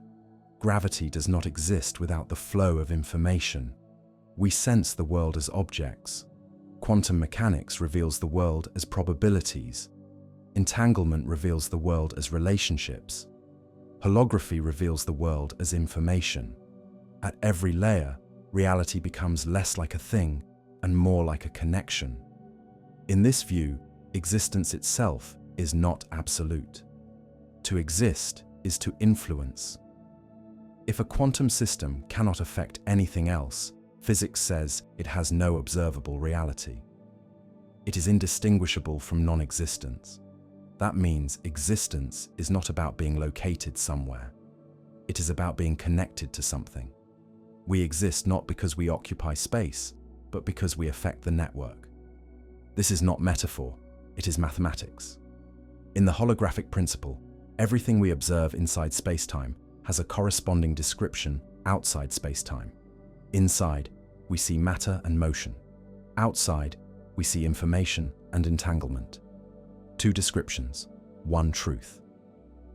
Einstein once said that the distinction between past, present, and future is a stubbornly persistent illusion. Quantum information theory adds that the distinction between here and there is also an illusion. Separation is not fundamental. Connection is fundamental. We are not tiny specks in a vast cosmic space. We are intersections of relationships within a universal information network. But what about consciousness? We experience thoughts and emotions that feel separate from physics. Yet even consciousness may be emergent. The brain processes information. Neurons form networks. The shape of those networks changes with new experiences. Consciousness may not be something added to the universe. Consciousness may be what happens when a system of information models itself. That means your sense of self arises from the same principle that gives rise to spacetime. You are an emergent phenomenon inside an emergent phenomenon. You are a pattern in the network that can recognize patterns. You are an expression of the universe examining itself. Reality, then, is not objects and forces. Reality is information arranged so that complexity can become aware of itself. If gravity is emergent, then reality is not a place we are in. Reality is a story being computed. We are characters made of information, moving across a stage made of relationships, experiencing moments that are snapshots of updates in the cosmic network. We have believed we inhabit the universe. The deeper truth is that the universe inhabits us. We are part of its computation. We are the universe imagining itself. In the final chapter, we will step into the last idea. If gravity is the shadow, then what is casting it? If reality is information, then what is projecting it? We may not be living in the source. We may be living in the shadow. If you could leave the universe and look back at it from the outside, what would you see? Most people imagine a colossal sphere of stars suspended in a vast void. Others imagine an infinite three-dimensional expanse continuing forever. We picture a physical space, real and concrete, like an enormous room that everything exists inside of. But physics is beginning to reveal that reality is not shaped like our imagination. The universe may not be a container at all. It may be something much stranger, something more like a computation, or a projection, or a structured flow of information. Our world of space, time, and gravity may be nothing more than the visible surface of a deeper reality. For thousands of years, human beings assumed that gravity was a force. Newton described gravity as an attraction. One object pulls another. The apple falls from the tree because the planet tugs on it. The moon orbits because the planet holds it in place. Then Einstein shattered that view. He said gravity is geometry. He showed that mass bends space-time and objects follow the curved surface. That was the first time we understood that the universe does not push or pull. It shapes. Gravity is not an action. Gravity is a consequence. Now a new generation of physicists is pushing even further, suggesting that geometry itself may not be fundamental. The shape of space-time may arise from quantum information. The curvature we call gravity might be a side effect of entanglement, the invisible threads linking quantum states. Space-time could be like an image on a screen. We see the display, not the circuitry underneath. The cosmos that feels solid and physical may be only the shadow cast by something deeper. Consider a hologram. When you shine light through a holographic surface, you see a three-dimensional image. Yet the real information resides on a two-dimensional sheet. The depth is not in the object, it is in the encoded pattern. We experience a world with width, height, depth, and the unstoppable river of time. But physics now suggests that this three-dimensional reality might be generated by information written on a distant bounding surface of the universe. In this interpretation, we are inside the hologram, not outside it. We experience the projection, not the surface. The idea sounds impossible until you realize something remarkable. When physicists study black holes, they find that the amount of information the black hole contains is proportional not to its volume, but to the area of its surface. Every bit of information that falls into the black hole becomes encoded on the horizon. This discovery was not a guess. It came from deep mathematical laws of thermodynamics and quantum mechanics. Space inside the black hole does not determine how much information it holds. The surface does. This is the same pattern as a hologram. As strange as it sounds, the universe behaves like a holographic storage system. Gravity emerges from this stored information. It is not pushing matter downward. It is not pulling planets into orbit. It is adjusting geometry to maintain informational balance. When a star collapses or when matter moves, the underlying network of information changes. The geometry adjusts to preserve the rules of information. We experience that adjustment as gravity. This raises a question that cuts deeper than physics. If gravity emerges from information, what does that make reality? What is the thing that is truly real? Imagine you are in a dark theater watching a film. You see landscapes, faces, motion, drama. You believe you are watching real things, but you are only watching patterns of light projected onto a screen. The projector, the lens, and the film reels are hidden behind you. We are in that theater. We see planets, stars, motion, and light. But the deeper machinery lies outside our perception. We do not see the information. We see the projection. There is something unsettling about the idea that our physical universe may not be primary. Most of us cling to the notion that matter exists independently. We trust our senses. We feel solid ground under our feet. But solidity is not a fundamental property. At the atomic level, the floor beneath you is mostly empty space. At the quantum level, particles do not exist as objects. They exist as probabilities, as overlapping fields of possibilities. At the informational level, even those fields may not exist. Only relationships exist. Space is just what those relationships look like when enough of them interact. The more science uncovers, the more reality dissolves into abstraction. If you remove matter from a region of space, you expect space to still exist. Yet emergent gravity models show that space may not exist without the information that defines it. In holographic theory, spacetime is not a background. It is generated from the quantum information content of a system. Remove the information, and spacetime evaporates. The universe does not exist without something to encode it. We like to think of things as separate. The moon is separate from the planet. The planet is separate from the star. I am separate from you. But entanglement defies separation. Two particles that have interacted become linked. Their states remain correlated no matter how far apart they travel. It does not matter if they are on opposite sides of the galaxy. The distance between them does not weaken their relationship. In quantum mechanics, distance is not a fundamental barrier. Information is. Entangled systems are always near because nearness is defined by connection, not by spatial location. Space is not distance. Space is relationship. The closer things are in terms of shared information, the closer they are in the geometry of space-time.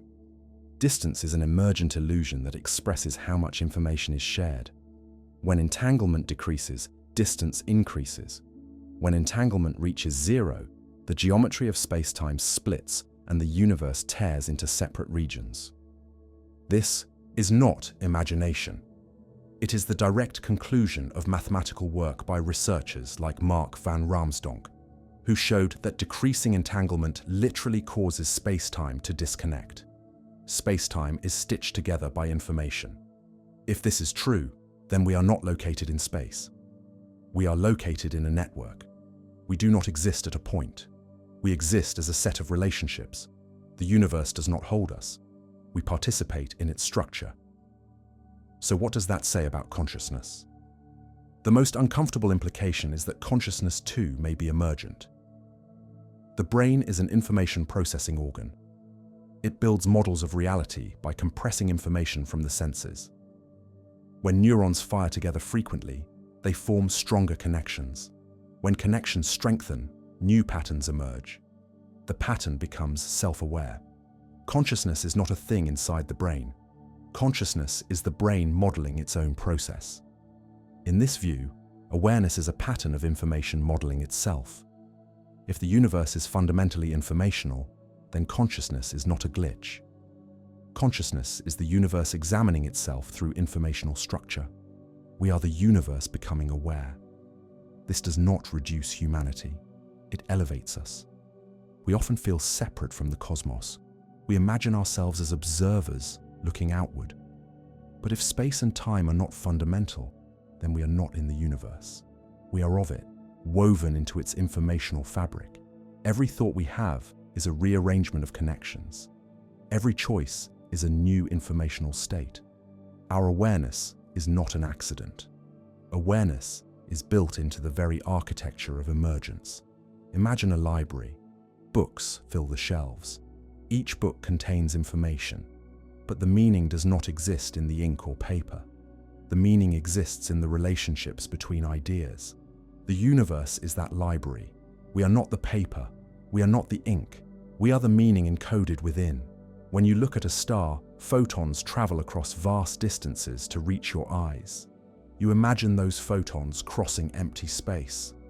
But emergent gravity suggests that space itself exists only because information needs a medium to express itself. The starlight is not crossing a void. It is moving through the informational structure that defines space-time. The light is not traveling through space. Light is revealing space as it travels. We are conditioned to treat perception as truth. We assume the world we see is the world that exists. But our senses evolved to ensure survival, not accuracy. We do not see quantum fields. We do not see entanglement networks. We see objects because objects are useful. We see distance because distance helps us move. We see separation because separation helps us stay alive. Reality is not obligated to match our intuition. The universe does not care that space feels real. It does not care that gravity feels like a downward pull. It does not care that objects appear solid. The universe is consistent with mathematics, not with human expectation. A physicist once wrote that the world is not made of things. The world is made of processes. Everything that exists is in motion. Every atom vibrates. Every star burns. Every black hole consumes. Reality is not an arrangement of objects. It is a dance of information. When we examine matter deeply enough, we find no solid core. We find structure, patterns, and beneath the patterns, we find rules. Rules are not physical. Rules are conceptual. We do not live in a universe of matter. We live in a universe of mathematics made tangible, and there is one final implication that changes everything. If space is emergent and gravity is informational, then what we call the universe is not the source of reality. It is the shadow. The true reality exists in the informational realm behind the projection. We experience the shadow as the world, just as people in a cave see shadows on a wall and believe those shadows are the whole of existence. Plato described that cave thousands of years ago. Physics has now walked us to the entrance. The true universe may be beyond the boundary of space-time, where information shapes geometry, where entanglement forms connection, where the very concept of here and there no longer applies. We have mistaken the projection for the source. We have mistaken the emergent for the fundamental. We are not living inside the universe. We are living inside the output of a deeper reality. The cosmos we see, with its swirling galaxies and expanding space, is the shadow. The source is the invisible lattice of information, the pure relational structure from which space-time emerges. Every orbit of a planet, every fall of an apple, every ripple of gravity is an expression of that deeper system, balancing its informational bookkeeping. You are a node in that structure. You are a temporary intersection of relationships. You are a pattern of information aware of itself. We do not need to escape the universe. We already exist beyond it. The part of you that perceives, reasons, and imagines is not bound by space-time. Awareness does not occupy a location. It occupies a pattern. And when your body dissolves, the information that formed you will not disappear. In physics, information cannot be destroyed. It can change form, it can transfer, but it cannot vanish. You are permanent in a way that matter is not. You are not the atoms. You are the arrangement. You are not the shadow. You are the source. The universe we see is the echo. Behind the echo is the truth. Behind the geometry is the entanglement. Behind space-time is information. Behind information is something we have no name for yet. We will keep searching. Humans always search. We peel away layers believing that beneath each one lies reality. Eventually we discover that what we thought was real was another shadow cast by something deeper. The greatest discovery in physics is not that we found answers. It is that we learned how to ask better questions. question remains: if gravity is the shadow, what is casting it? Whatever the answer is, it will change how we understand existence. It will change how we define meaning. It will change what we believe we are. For the first time in history, science is not asking what reality is made of. Science is asking why reality exists at all. We may never see the source, but we can follow its shadow. The shadow is space-time. The light is quantum information. And everything we experience is the image formed between them. We thought we lived in the universe, but the universe lives in us.